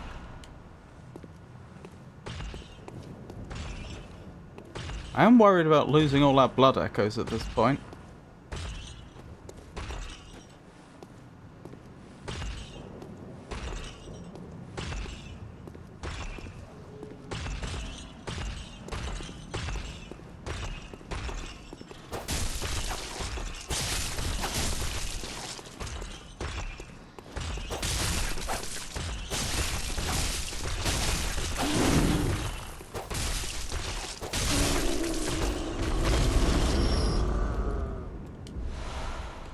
Excellent, excellent.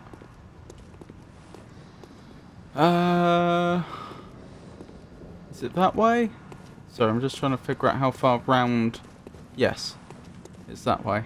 Because there's 3 exits from here that I'm aware of. And this does appear to be the correct one.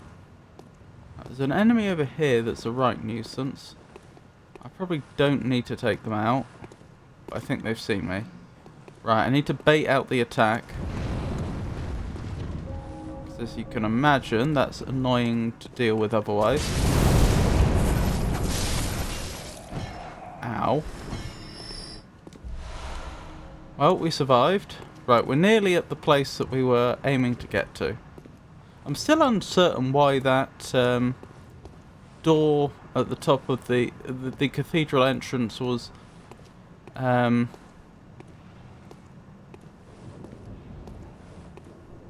sealed shut before, but now isn't.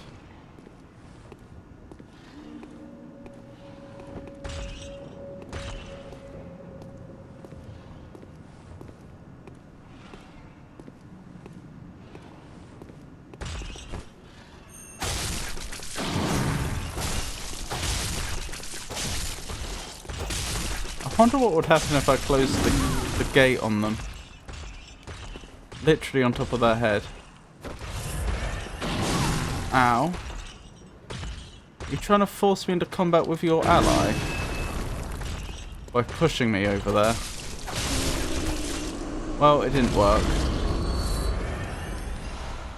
Okie dokie.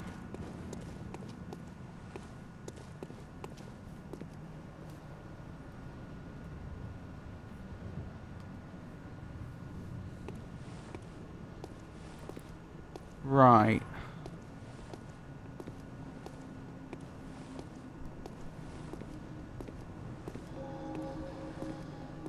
Nearly there.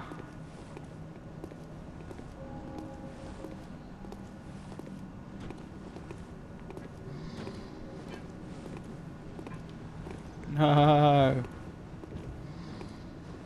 Just got to stealth up to them somehow. Without being spotted. Since that's what makes it stealth.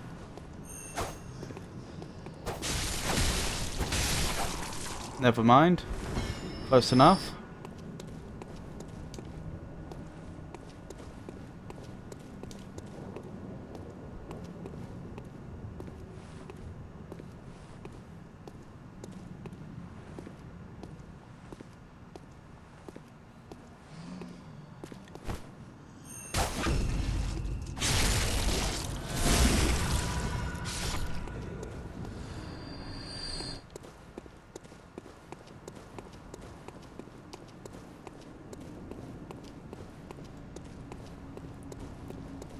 Right, we've really nearly reached the location I was aiming for. Just round here now, I believe.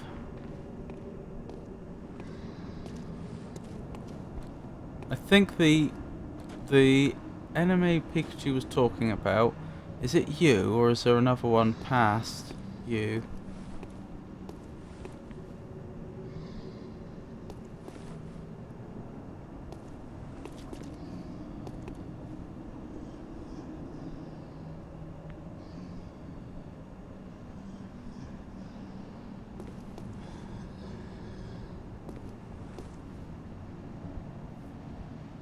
Why does every point of Bloodborne look the same? What do you mean by every point of Bloodborne? Do you mean all the locations look the same?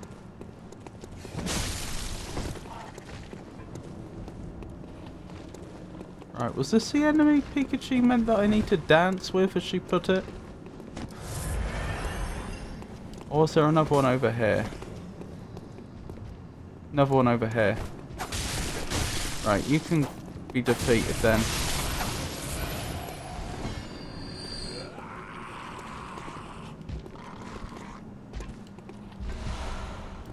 Right, so point...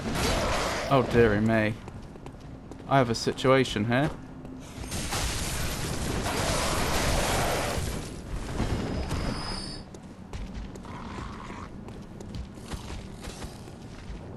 Right, what was going on over here?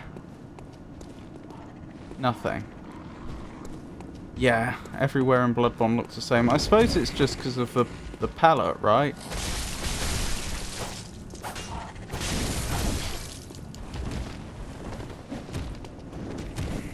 They've got this really washed out, unsaturated palette. And that means that the colours of all the areas that you go to tend to be very similar.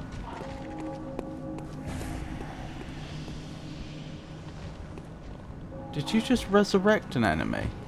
I think you did.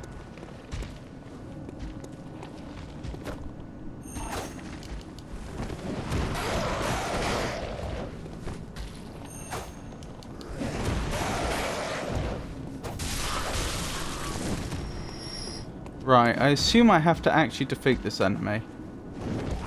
Up till now, I've largely been observing it.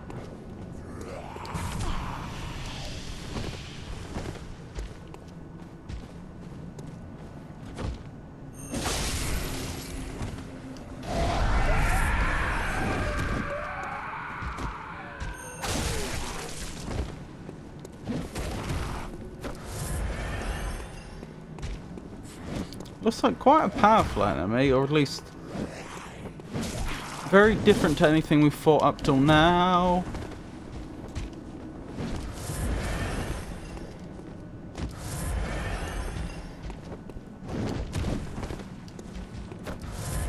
With all its interesting magic, up to and including resurrection.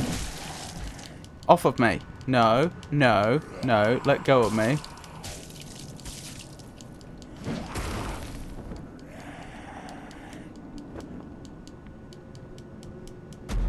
Oh dear.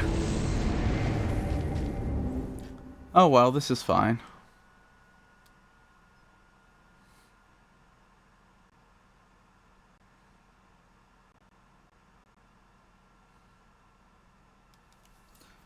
It won't take us long at all to get back to where we just were. Oh, this is different. Maybe this is what Pikachu wanted to happen. Maybe I was supposed to die to that enemy to be able to progress.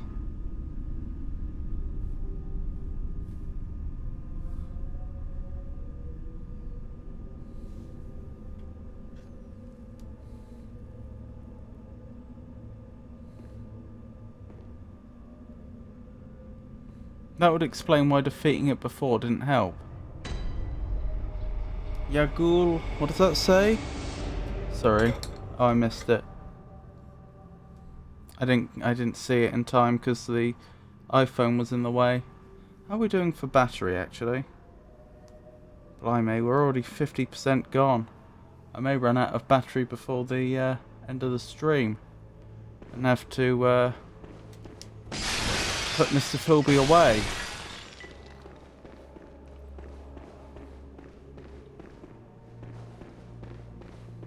Wouldn't mind those souls back.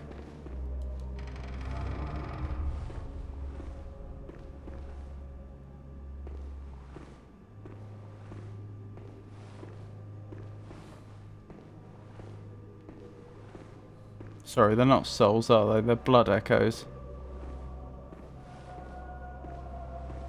Nice music. Bit discordant.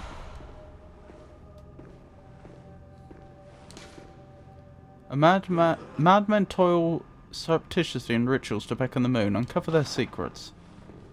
Okay. Everything is a soul.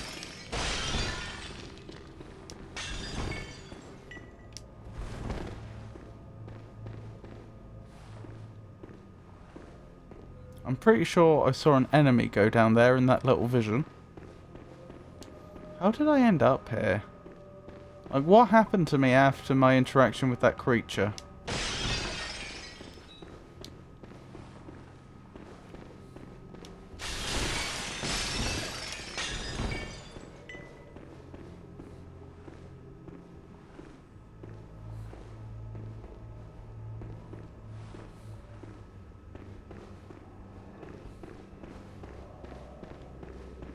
Okay. Seems our only choice is to head upwards.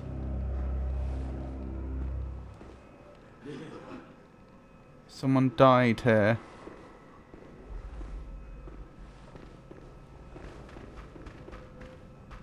That was strange. I think there's something in here and it's quite dangerous. Ow. Please, no. That looks like another witch.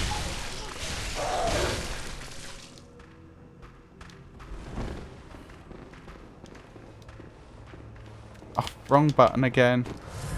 Try to heal the Dark Souls 2 way.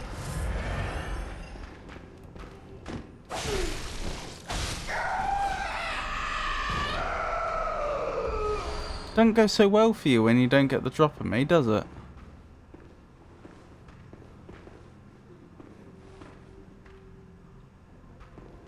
I suppose after I defeated the witches, what... Oh my goodness. Please stop this. Whatever was holding the door shut, possibly some sort of enchantment, was dispelled or otherwise removed.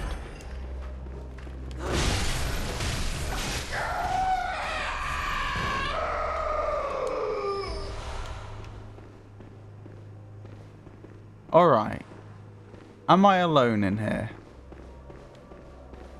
So I do not want to have another one of those witches just run at me. Okay. I'm going to assume you're a combatant.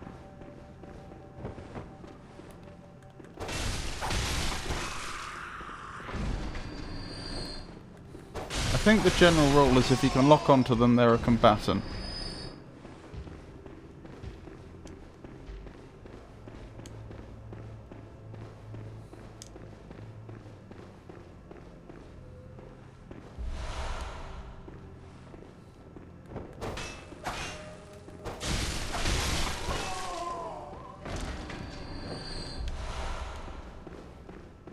Ugh.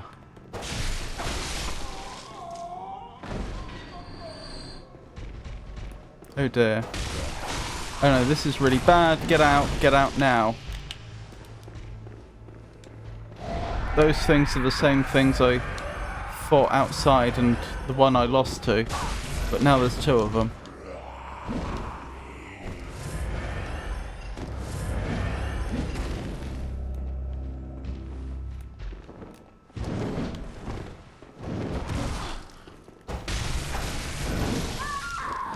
And I'm defeated. That means that 20 odd K souls that I, sorry, blood echoes that I, accumulated before is gone. But that's the game. That's the way it is.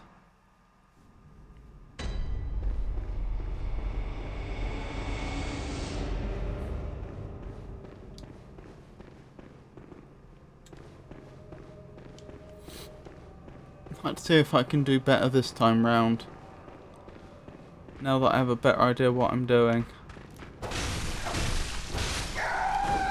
No, I saw that coming. I literally hit roll because I knew that was exactly what was about to happen and it wasn't enough.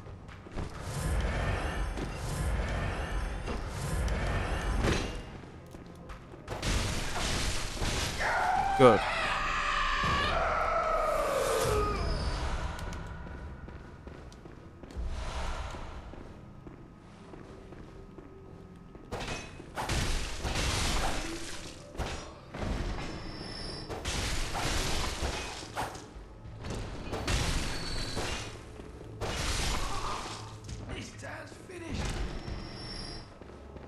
That was interesting. What did they say? I missed that.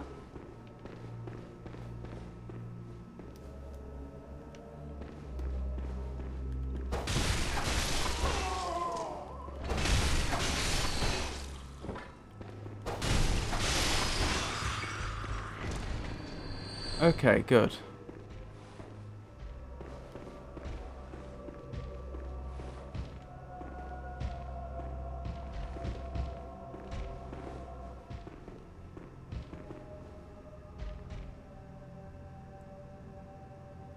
This would be a good direction to approach from. No one's going to see us from the other side. Right, slowly does it. There could be enemies around the side that will see us. Never mind.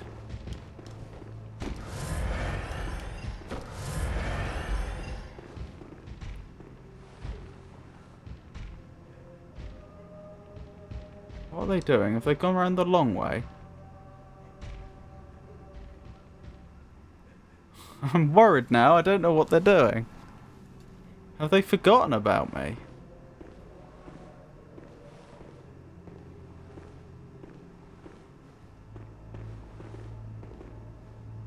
Yes. Okay, we can try this again then. If we're careful. No, we can.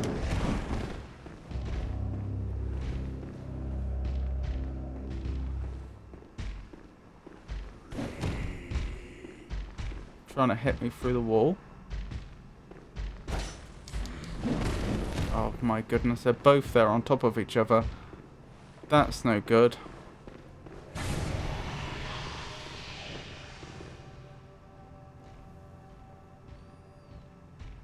This is problematic.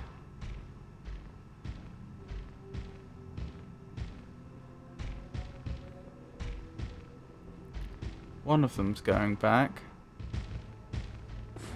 The other one isn't yet. Good, I've separated them then. That's exactly what we wanted. Not that this is going to be easy now, it's not. Ow!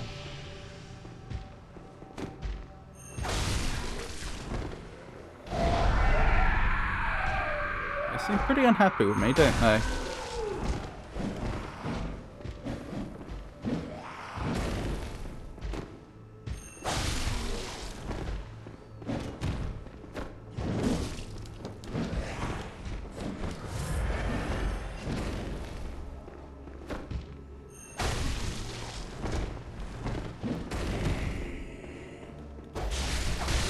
Okay, that's one of the two down. Twin bloodstone shards. Excellent. That's what we need to upgrade our current weapon. So I am pleased to receive that. Right, where's the other one?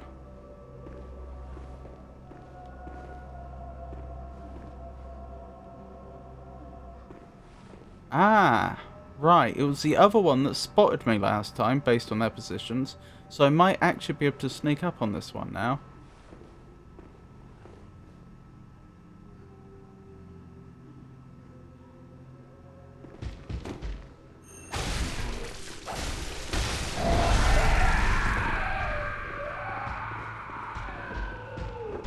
Oh dear. You're aggressive, all of a sudden. Does that red stuff activate some sort of berserk mode?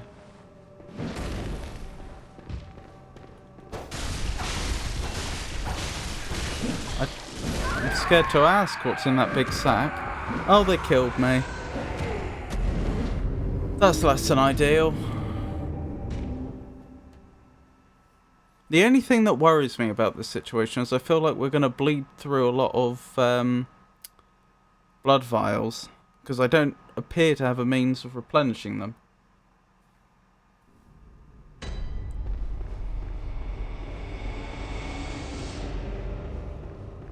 At present.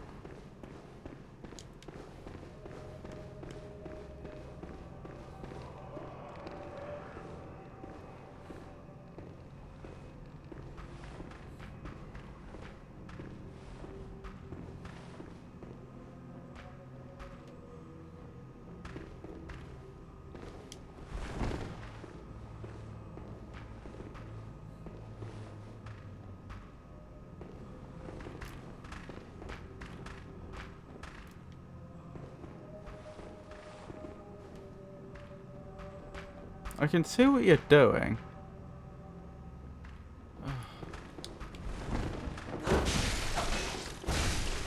Got away with it. Where's the other one? There she is. Nice try. I'd rather you come round here, to be honest. Just so I don't have to deal with the normal undead at the same time. The regular undead. I say regular undead as though you're some sort of special undead, but actually we don't know that at all. We don't know what you are.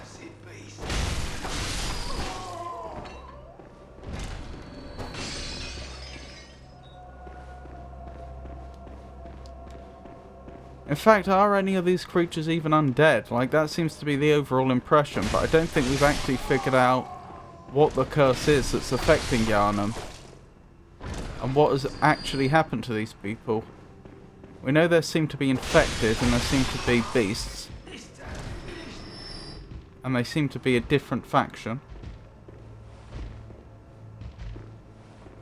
Okay.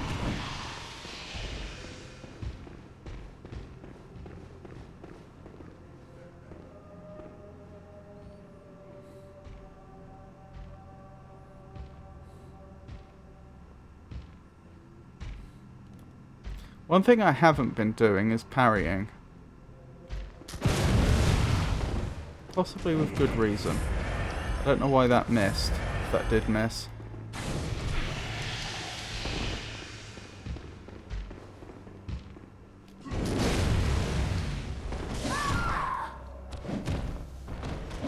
No, parrying doesn't seem to work against them.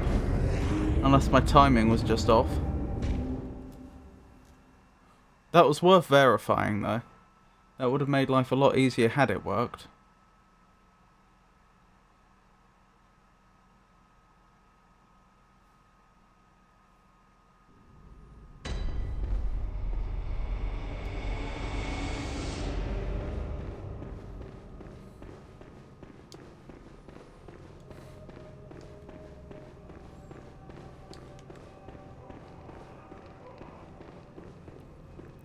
I haven't overlooked the fact there's several areas before here that we haven't explored yet.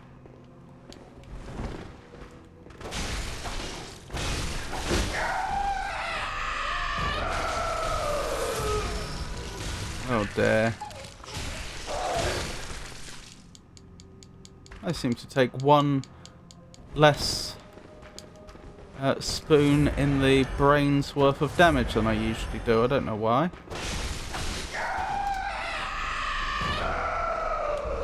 I think that's what she's doing.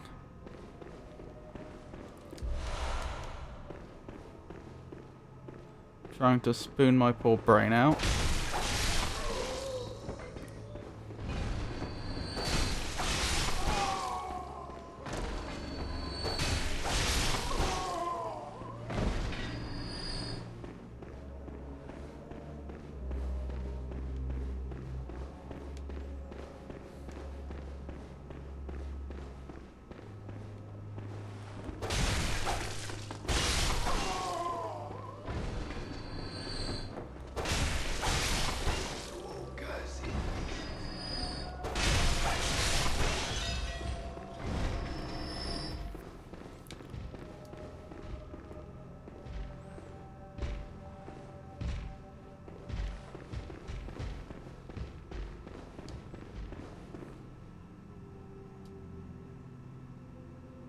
Here we go.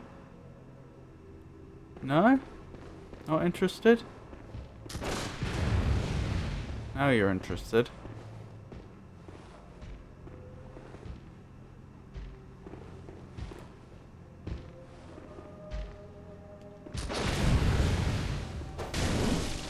Ow. Strong, aren't they?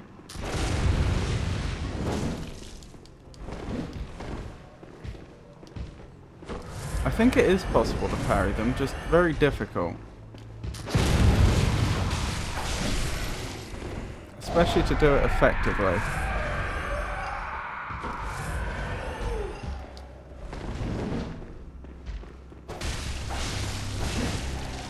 No, get off me.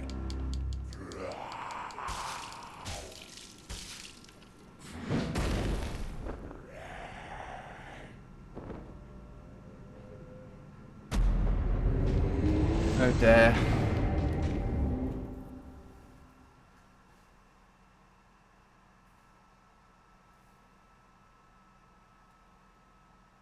A nice top hat rounds out any Yarman, gentlemen.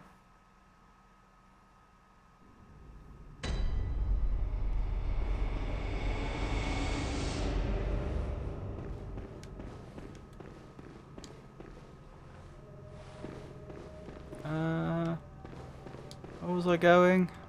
It was this way, wasn't it?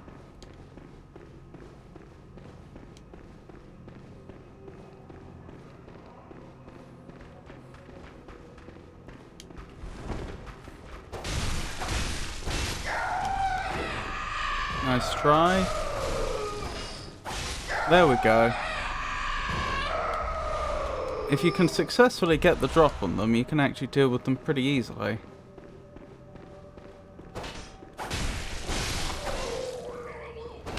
The two in the other room I haven't figured out a decent strategy for yet.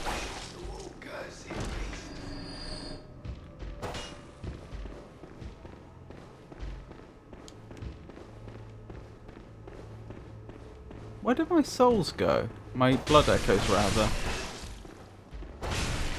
Oh, you have them for some reason.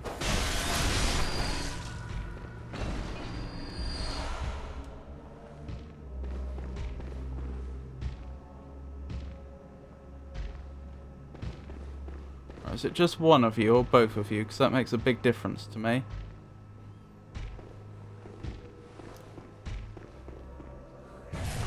Ow.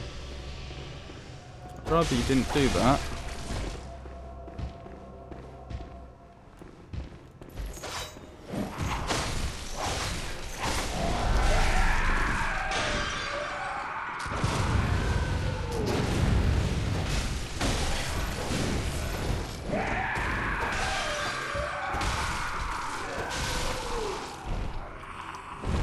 Just barely survived that. Good number of blood echoes we get for defeating them, though. Ah, okay, it's the other one that survived this time. I think I don't know if I can sneak up on them, but if I can, it's going to have to be from the other side. Can we go through here? Yes. That may well be worth doing shortly.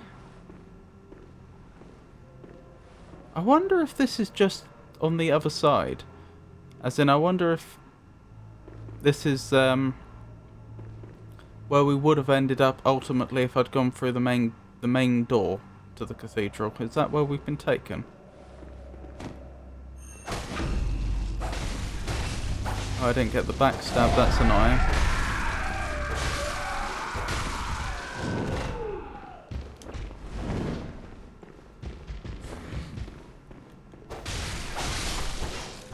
There we go, if you get the backstab, they're not too bad. Right, hopefully they were the only ones in the room. They appear to have been.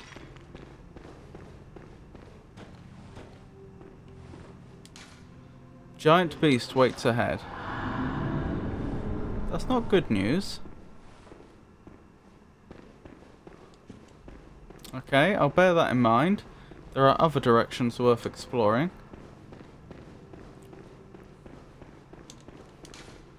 Does not open from this side. Okay, so that's a shortcut, presumably.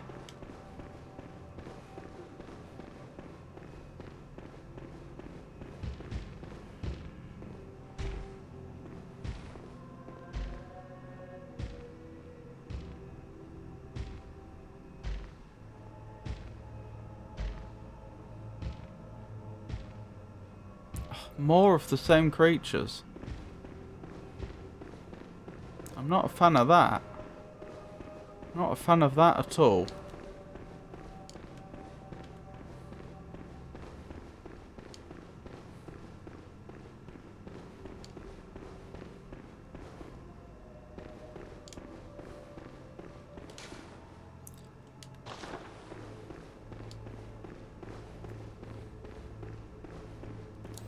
Hold on, just checking the iPhone. Oh, we're still doing alright. For power. For now. Oh, merciful gods, help me. In the name of the healing of the church, cleanse us of this horrible dream.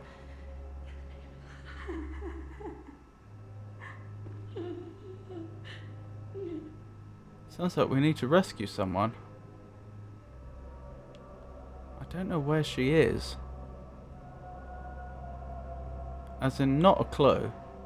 I mean, I can't be sure that figure before me there isn't her, because I mean, I can't just assume that voices and silhouettes match in the way that I may think they would.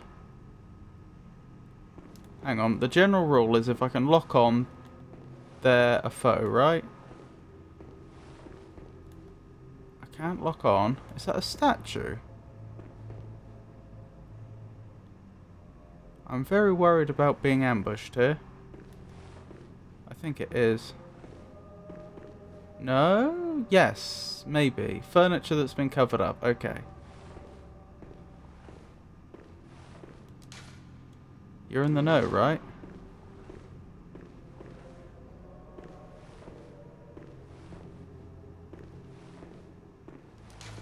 Special item waits ahead. Frenzied cold blood.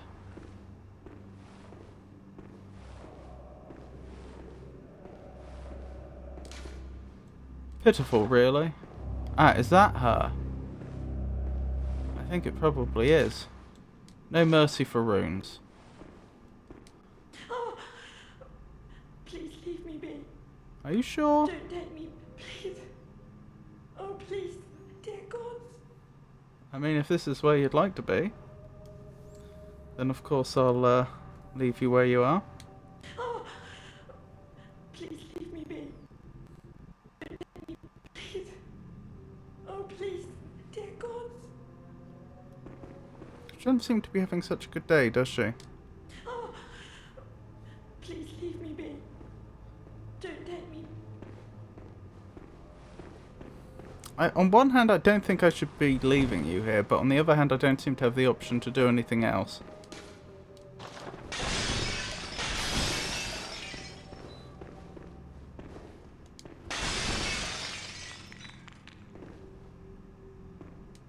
Oh, please leave me be.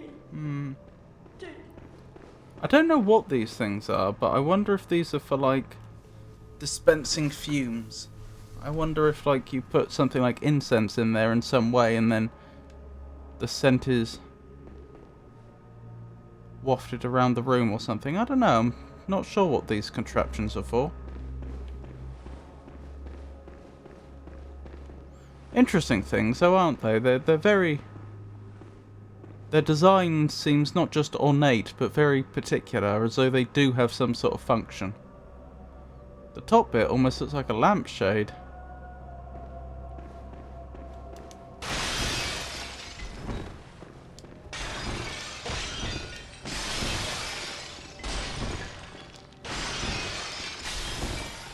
I'm slightly worried the game's going to be mean, and if I don't get her out of here after having encountered her for the first time, that is after triggering whatever script event was up the top there, which caused her to speak, then I may never get the chance.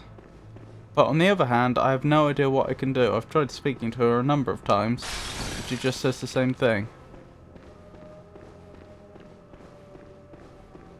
Oh well.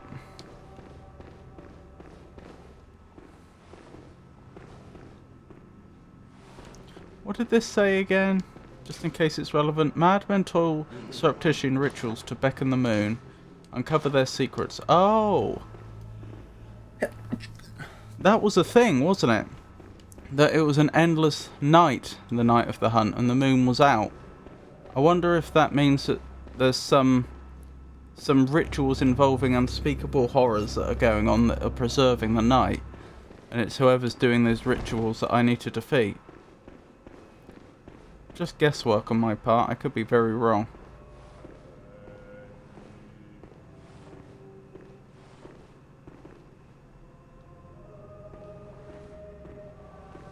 I mean, I don't know where the other ones...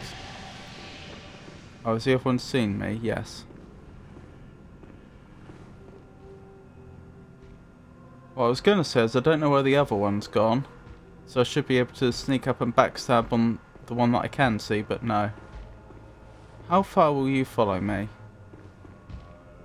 Because I'd like to get you to somewhere a bit more open. I don't fancy fighting you in a confined space if I can help it.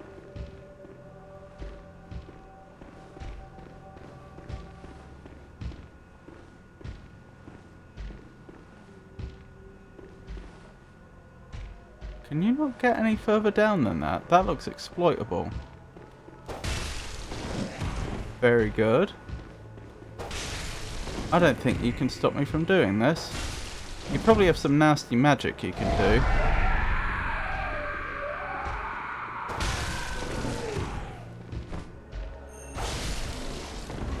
That was effective.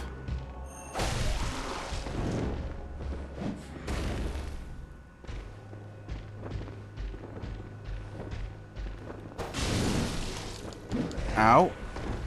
Pretty dangerous even under these circumstances. Good. Defeated. Bloodstone shard.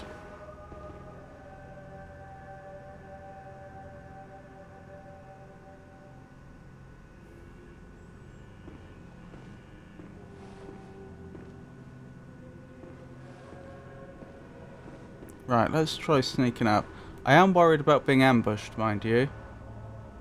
There could be other enemies in the area that I've not seen. Still, we can only do our best. Oh, look at the floor, it's grating. We can see straight through it.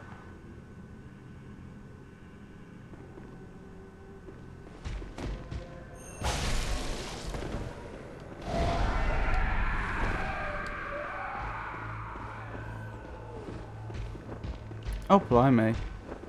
You were quick getting to me.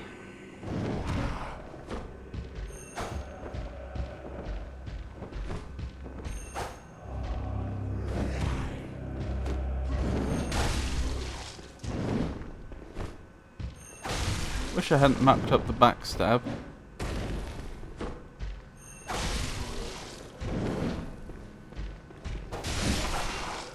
Good. Very good. Presumably this just goes round to the other side, right? Yeah, nothing funny going on there so far as I can tell.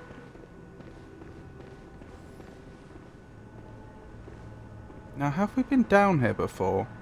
I'm not sure we have. I think that might be on the other side of that door. Moon. Interesting. That's a rune. I think that we might be looking at the other side of the door that said it was locked from the other side.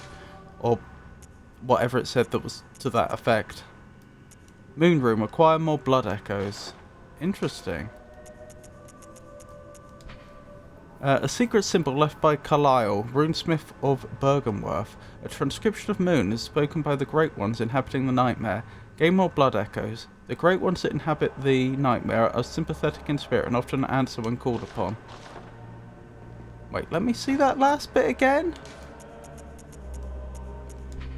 The Great Ones that inhabit the nightmare are sympathetic in spirit and often answer when called upon. That is pretty terrifying, actually, when you think about it.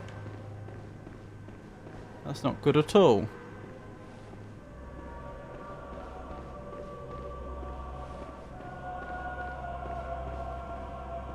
Hello there. Do you have a friend on the other side? Possibly not, actually.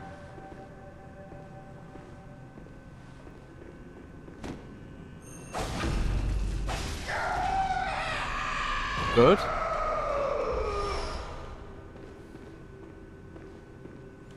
Good. Look at that. A player's actually fighting the two of them. The two, I don't know what they are. Are they some sort of monk beasts or something? The ones that can resurrect. They seem too numerous to be clergy. To be priests. That was an odd noise. Oh, blimey. What? Why did that disappear all of a sudden? That must be the great beast we were warned about before, probably. Uh-oh. Pretty sure you can't get in here.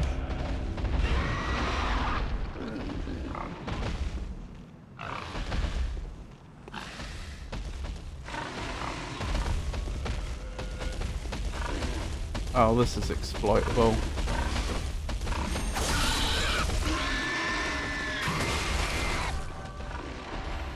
And exploit it I shall. Blimey.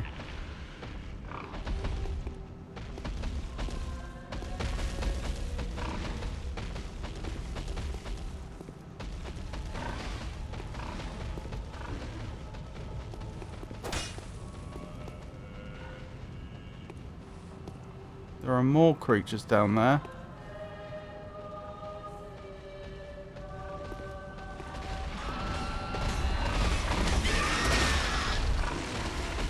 Can I hit you through there? Yes. This is going to go very slow poison. How did you slow poison me? I mean, I guess this is more than fair given how I'm cheesing you.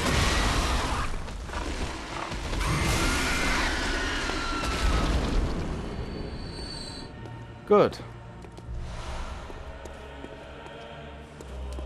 Blood vials. Wonderful.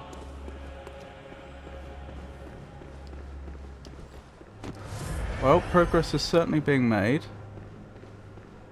Ah, I can see the top there, so I can be pretty sure there's not... The main thing that was stopping me from ascending the stairs further was I was worried about there being a load more enemies up there, like on every other floor, but I can see the top there, and I can see there's not room for loads of enemies. They're not going to jump down from above, are they? Probably not.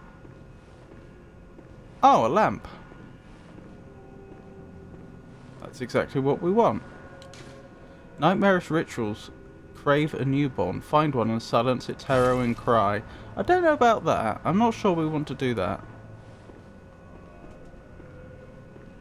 Light lamp. Right, I don't want anything to respawn, but we'll light it. Does not open from this side. Okay, good progress has been made.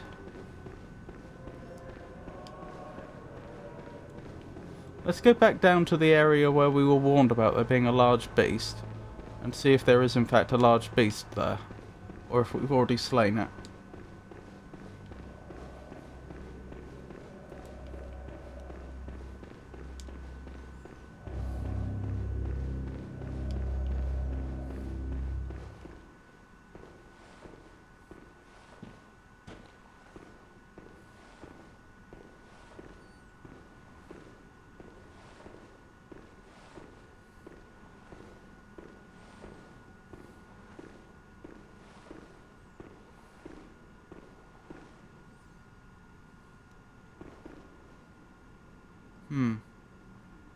Well, this looks one way. Take a step forward, but nothing but the scourge here.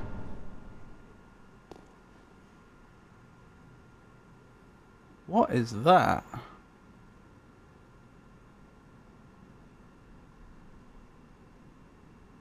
Is that the equivalent of a... Oh, I've forgotten what they're called. The creatures that appear in Dark Souls where a player's died. So I'm keeping an eye out for large beasts.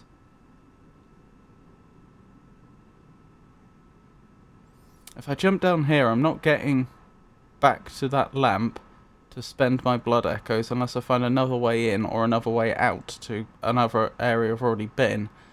This is a trouble.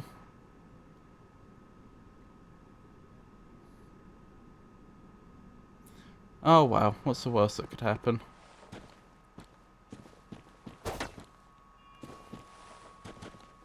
Summon Defector Antle. Oh, it's some sort of summoning circle. I don't think we'll do that. We will proceed slowly and carefully. Okay, I wondered if that giant mass over there was an enemy, but it wasn't moving. So I assumed it was just mud. But now it is moving. Am I trapped now? I think I'm trapped. I think the only way forward is through whatever that is. Oh, goodbye blood echoes.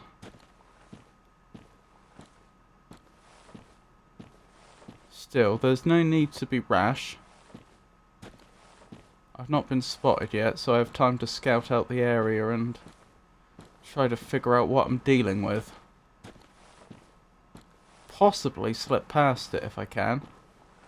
But I may not be able to. No.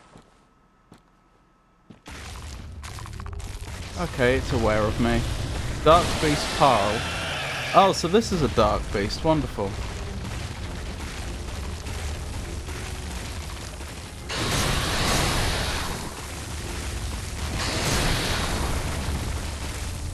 Well, at least it's not paralysing me. That's a blessing.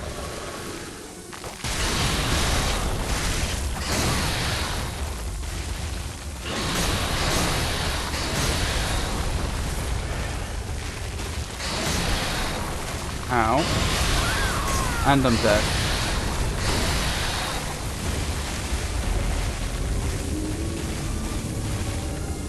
That's frustrating.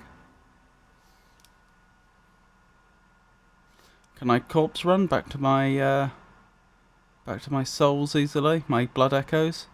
I don't know. The witches might cause a problem.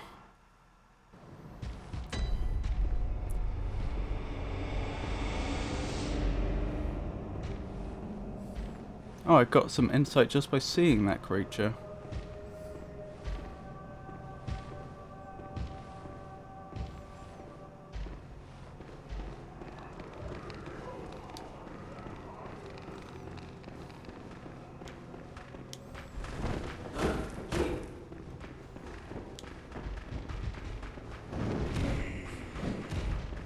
Okay, this isn't too bad. Could have been a lot worse. Right, where are my blood echoes? Well, they're not up here. I'd feel a lot happier if I could actually see them. Look at how that fog's manifesting. It does look a bit peculiar, doesn't it? Because it's just trying to be it's fog that's trying to follow a plane. A rectangle, really.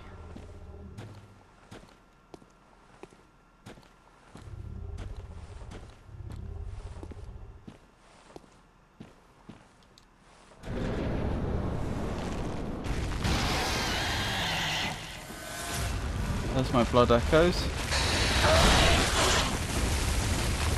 Don't kill me.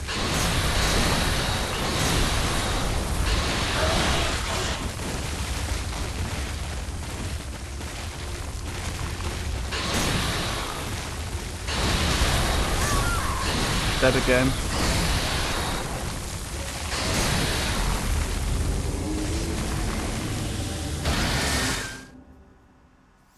What have we learned? I'm not sure what we've learned, to be honest.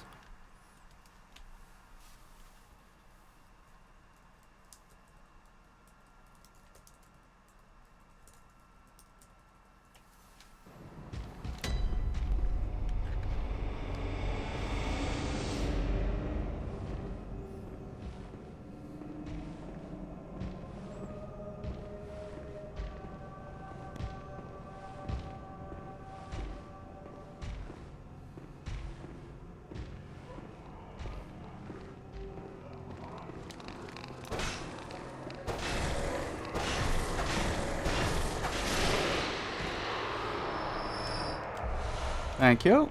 I appreciate that.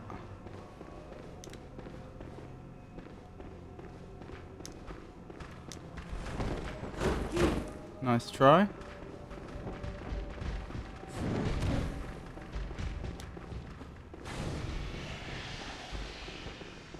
Nearly back.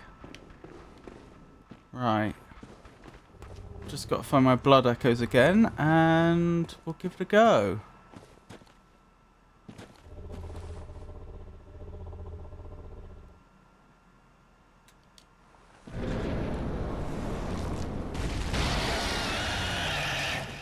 I have no idea where they've gone. Oh, there they are. It's happening again.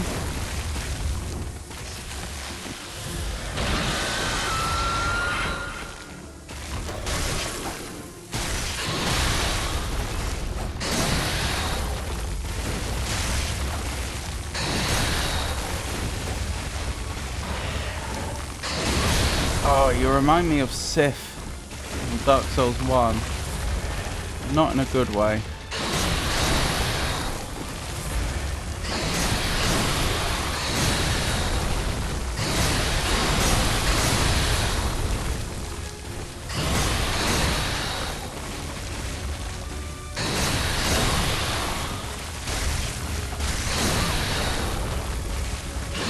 What? Okay, don't know how I ended up there. I think I got knocked out by an attack.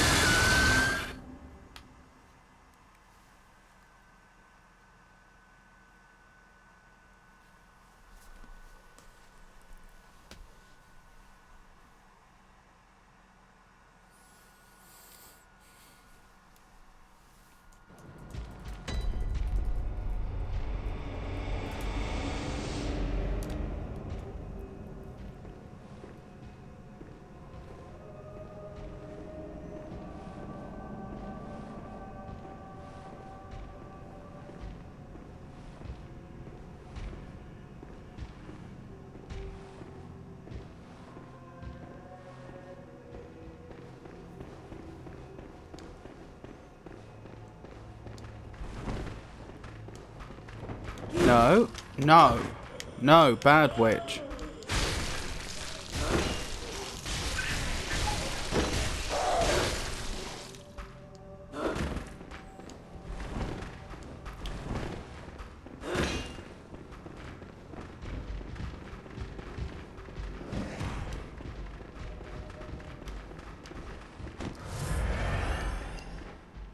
Oh, I probably could have cheesed those two tough enemies using the same cave had I known. Like I did with the staircase earlier. Oh, am I finally running out of blood vials for good? I think I am. This is bad.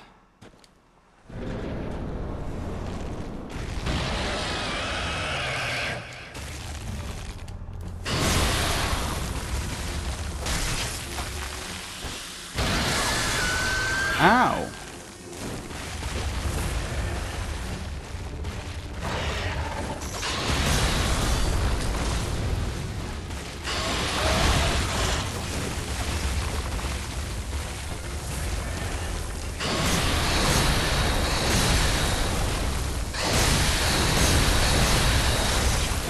I think I just have to accept that those blood echoes are gone.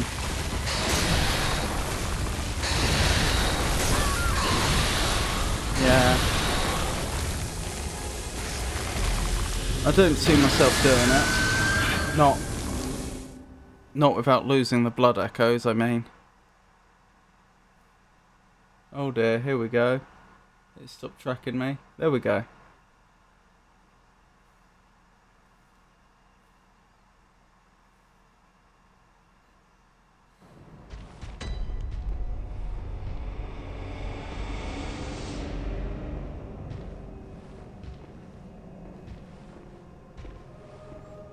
Actually, maybe there is a way I can do this.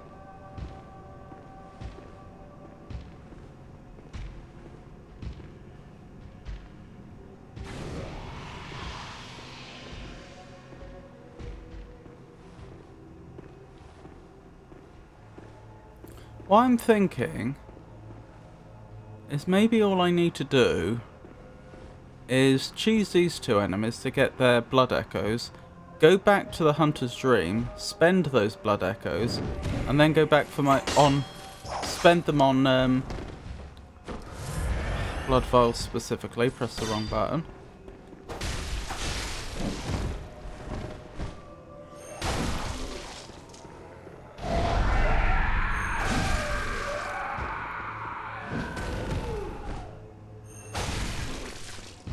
And then go back, once I'm blood vialed up, then go back for the blood echoes I left with the boss.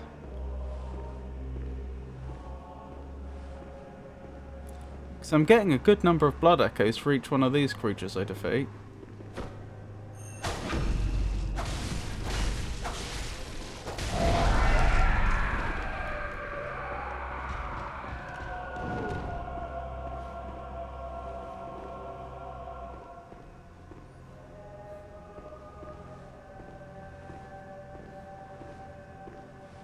Okay, they seem to have forgotten about me. Somehow.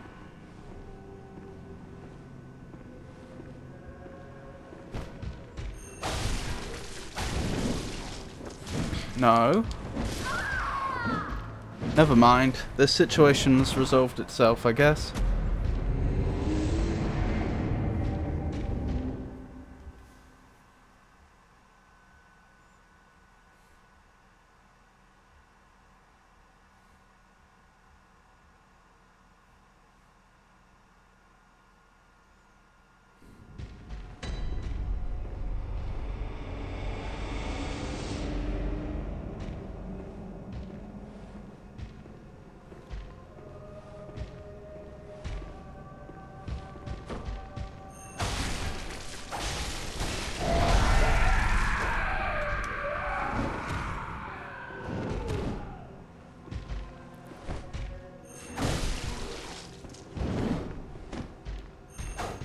Oh, dearie me.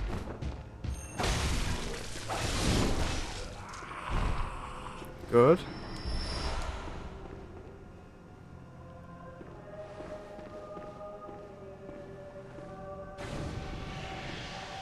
I'll wait for them to come to me, I think.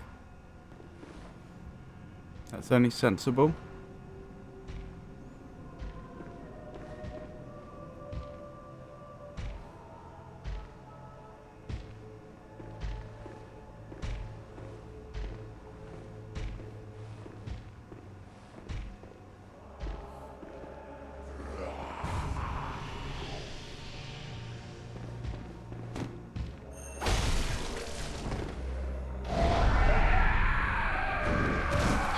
Ow.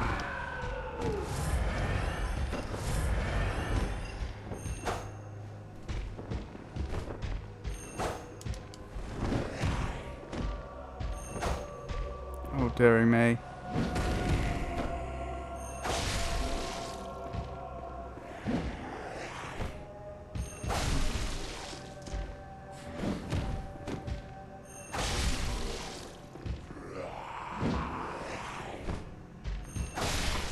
There we go. Right, back to the Hunter's Dream.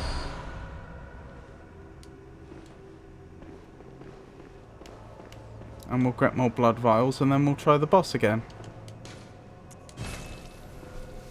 Oh, I regret not spending those blood echoes when I had them.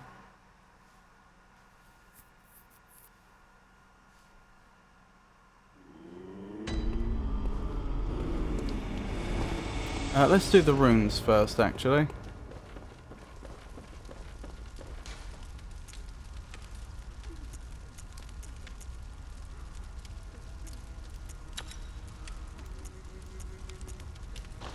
It's not clear how many more blood echoes we're going to get. But I may as well have that equipped.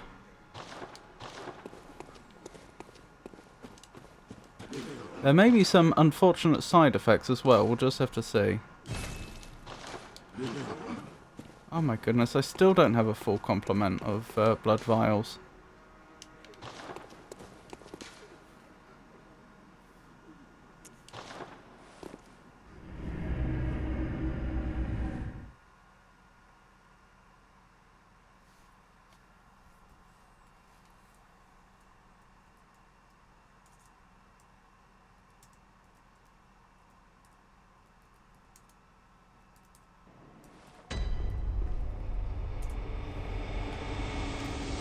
Oh, did I go to the wrong place? I think I went to the wrong place.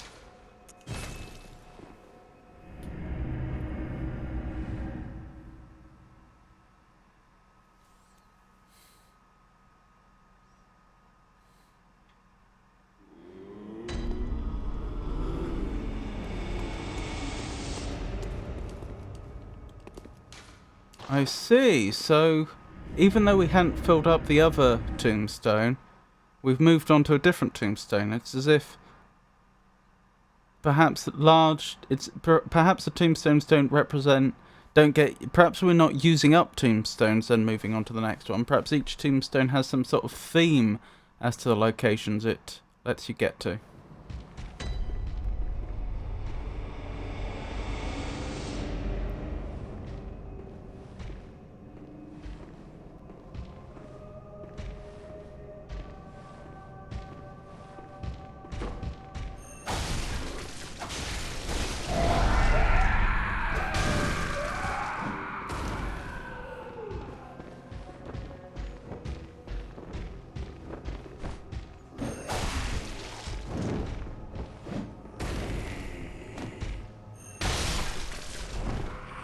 Excellent, excellent.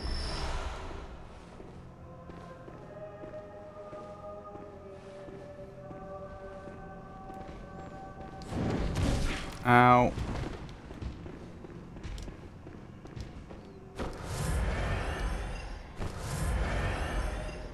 Problem is, I ended up spending a load of blood vials. When what I'm trying to do here is farm for blood echoes for blood vials.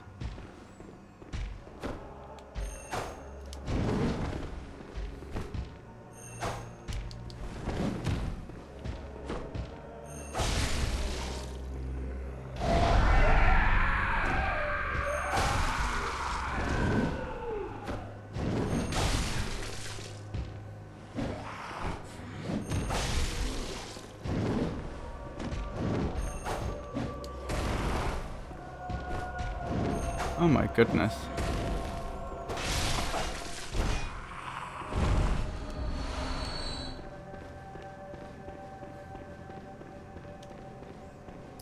Right.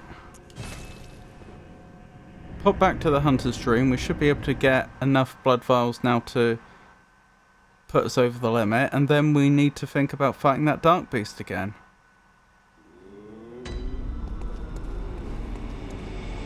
When I say put us over the limit, I mean have a full complement of blood vials, the maximum we can carry at one time, which is 20.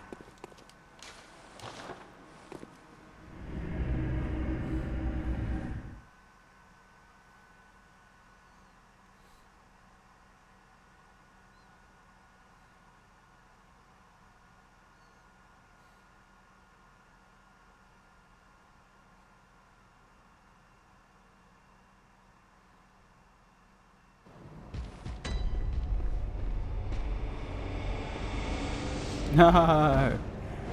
Okay. We got past them. Right, onto the Dark Beast.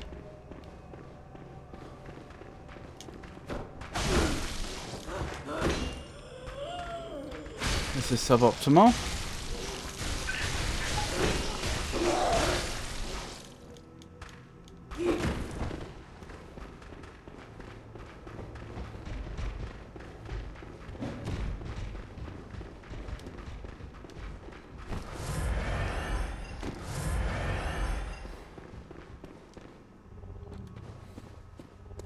Right, wish me luck. I'll certainly need it. Oops. Meant to do that. Let's try it on whip mode instead, so I don't have to get so close.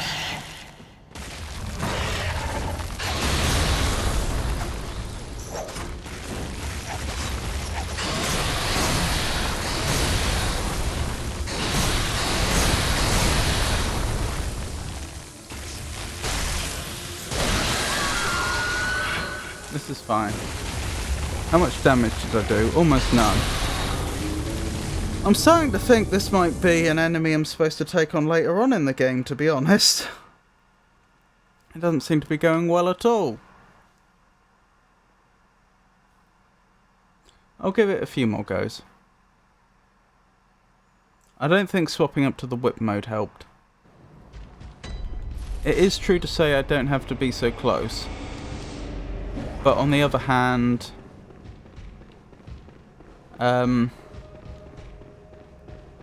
compared to the creature's size and how quickly it moves, the difference is negligible. I still have to effectively be right up in its face. I suppose in particular considering the range of its attacks.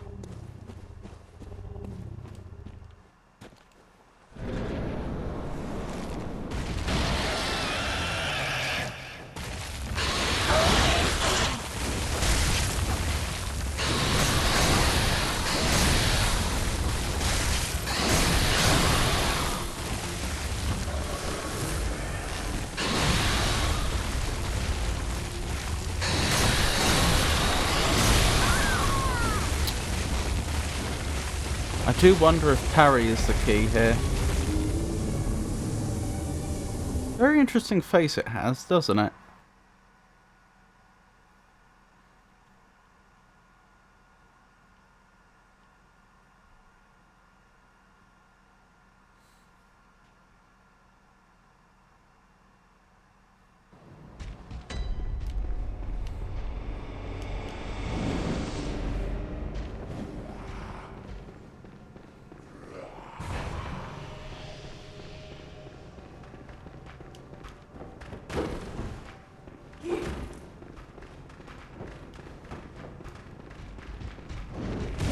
Ow.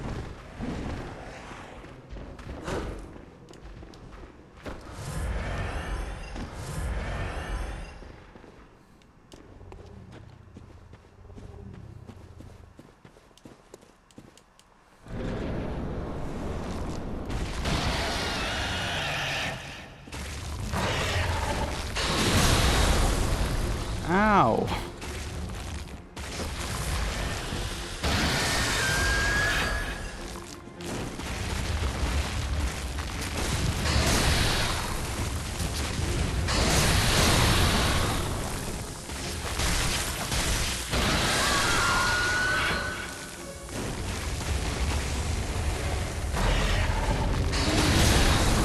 Barely touched itself. Yeah, I don't think I'm supposed to be taking on that creature yet. I feel like that's probably... I could be wrong. It feels like it's supposed to be a challenge for later in the game.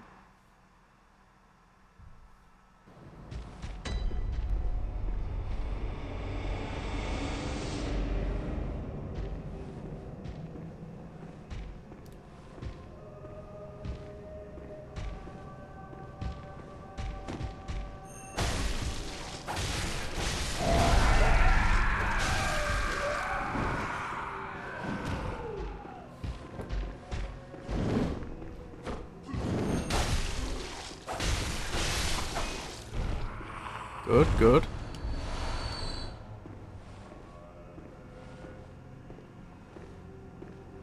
Are you coming towards me? Yep, you've seen me. Never did find out how I ended up here, did I? After we lost consciousness.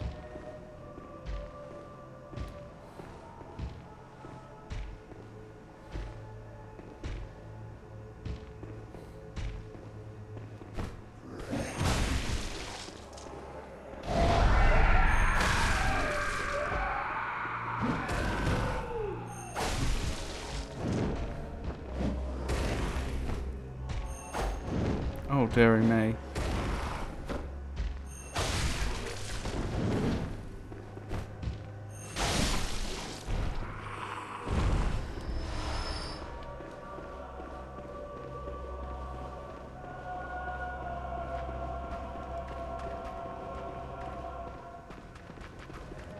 That was in. Ah! I forgot about you.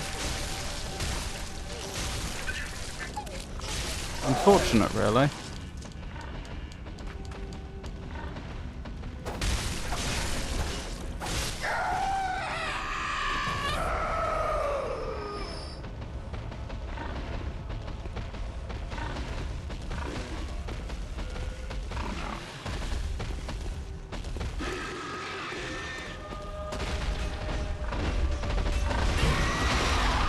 Goodness.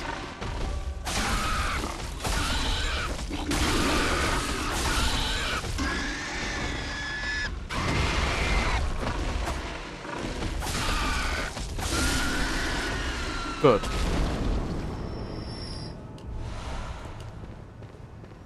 Wonderful. A load of pebbles.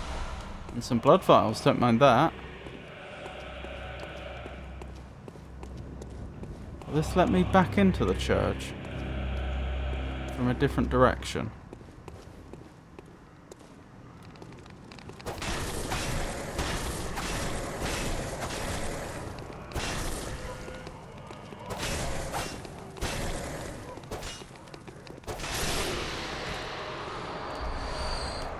Twin bloodstone shards, that's what we like to see. This area does seem good for the old blood echoes, doesn't it? Right, is this an area I've already been? Yes, so that's a useful shortcut. Wonderful, wonderful. I'm guessing there's probably another shortcut that I can open up that lets us down to the lower bit that we've already discovered. Possibly round here, actually, when I think about it geometrically. Oh my.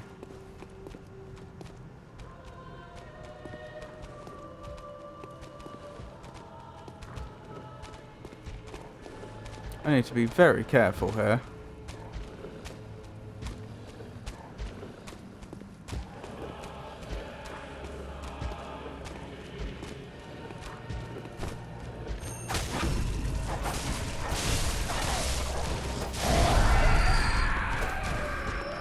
Alright, time to back off. Where have you gone? You're a bit stuck, which suits me just fine.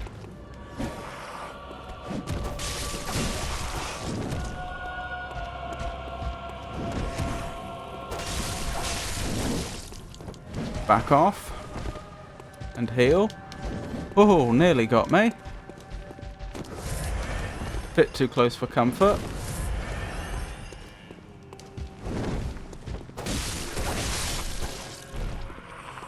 Just barely won that.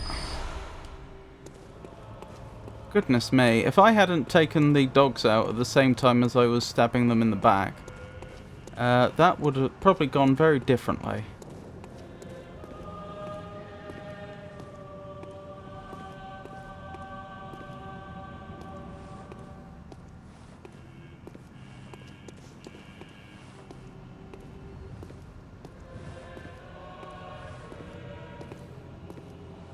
I stumbled across here.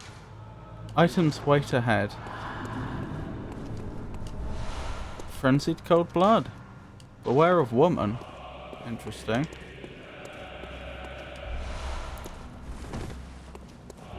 Oh, probably one of the witches hanging around a corner.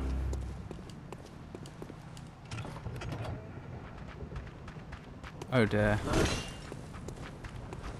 Almost. I was close.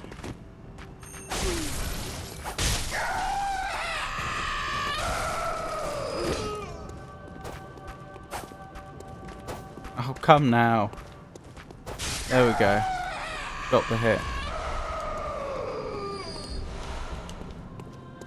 Right, was this the room from before? Yes. So that's another useful shortcut, although we have to go through quite a powerful enemy to access it. Doesn't mean we have to fight them, but we still have to go through them.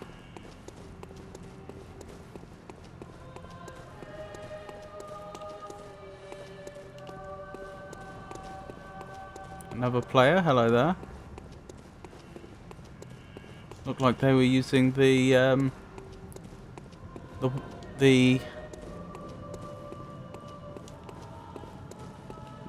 same weapon as us. The oh, what's it called?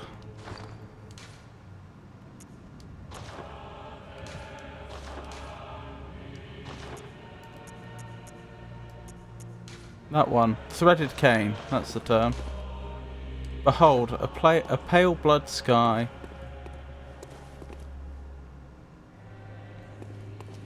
Yeah, not looking great, is it?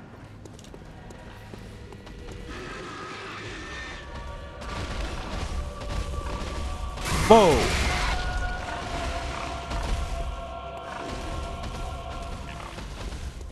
I could hear one of those creatures nearby, but I had no idea where it was.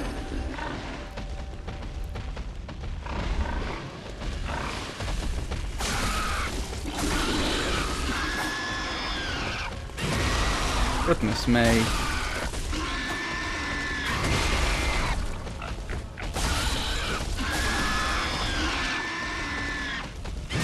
Ow. Good show, you got me.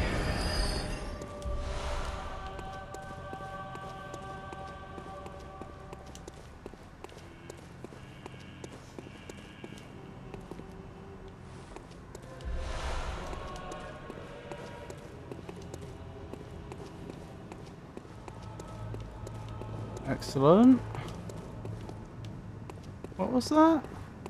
Oh, that was just light reflecting off the window. It wasn't anything glowing inside or anything, like I initially thought it might have been.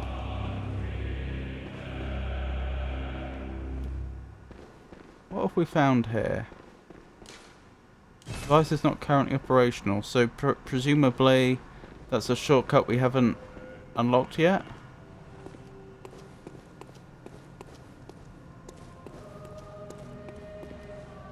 What is that?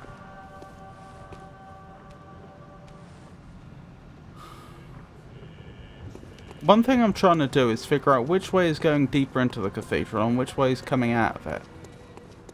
I think this direction must be coming out of it. I can't be 100% sure.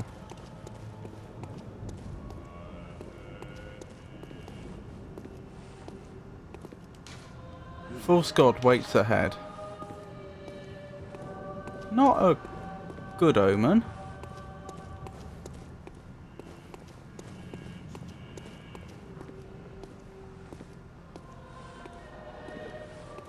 Yeah, you're a combatant because I can lock onto you.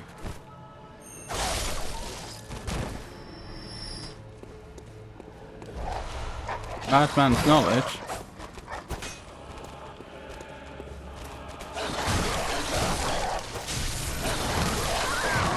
And you got me. That's a shame. Scary old thing. If I'd seen it there, obviously I'd have stealthed it. But I didn't.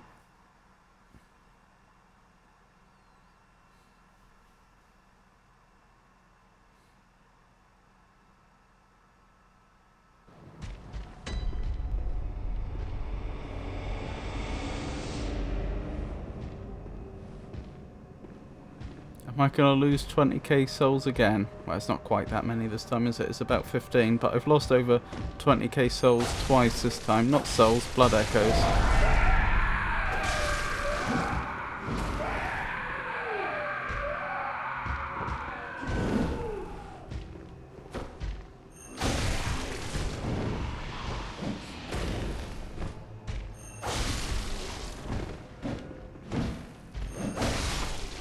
Good.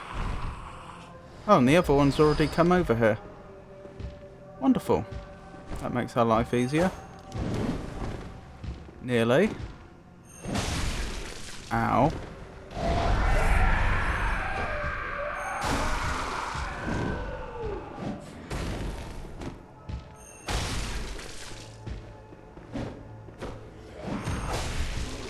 Dearie me. And we win. I think the amount of extra blood echoes we're getting from that moon is not insignificant. I think it's like at least plus 10%. Possibly slightly more. I forgot about you again, and I'm very glad you missed. You could well have killed me from this level of health.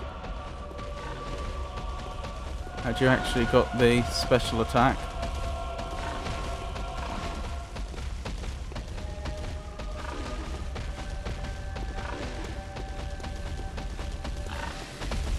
Here we go.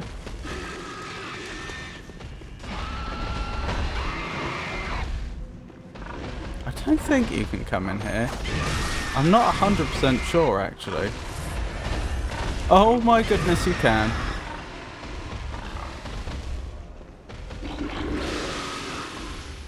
Oh, that's how you poisoned me before.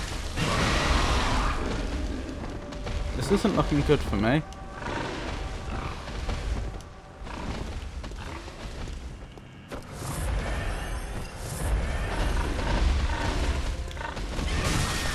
Ow.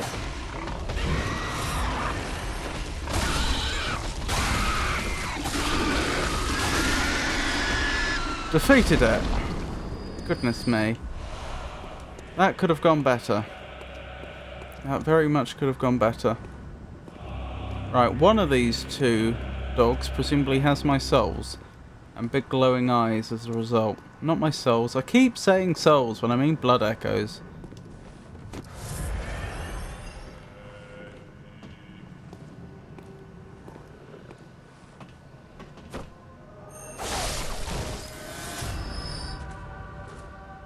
Blood echoes retrieved. Right, let's not make the same mistake again. There we go. Now I have 20,000 blood echoes again. Am I going to lose them? Black hooded iron helm.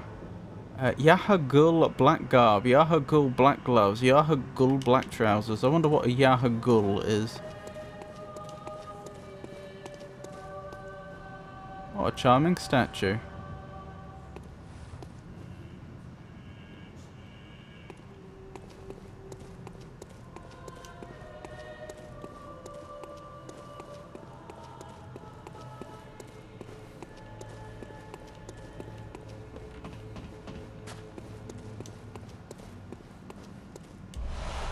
Frenzied cold blood.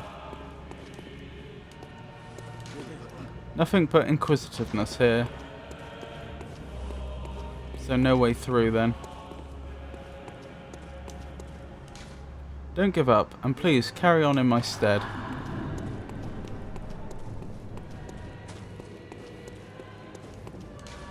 Closed. Can't go through the gate. Well then.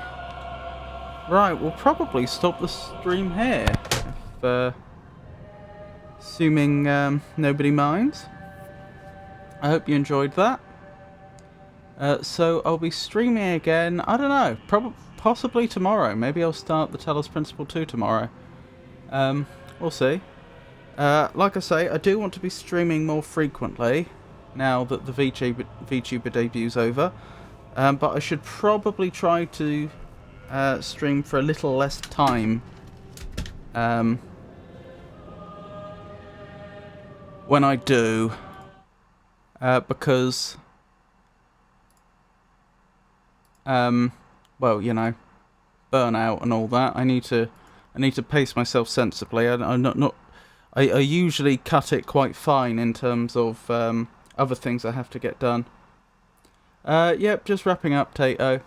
I was just saying, I've said before that I want to stream more frequently after the debut, but I should probably stream for less time. So I was thinking of maybe doing Just 3 hours. I probably will raid, yeah. Let me just check. If Pikachu is streaming, I'll probably raid her. She's not. Okay, who would you recommend?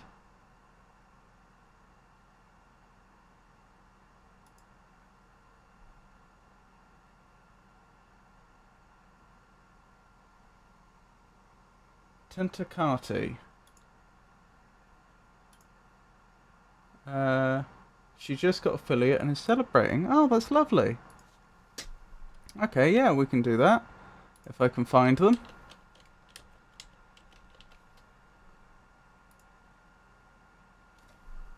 And they're playing Dark Souls Remastered. That sounds very much on brand. Sure, let's do that. Okay, so we'll wrap up now. Like I say, I'll probably do another stream tomorrow. I'm thinking of starting the Telos Principle 2.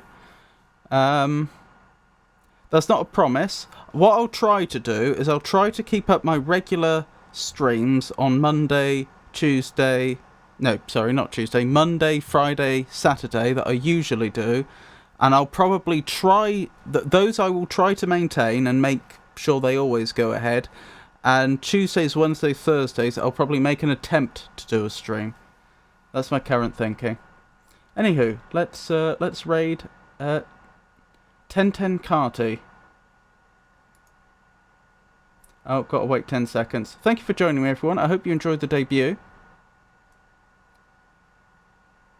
Hope I wasn't too boring. And I wish you all a wonderful night.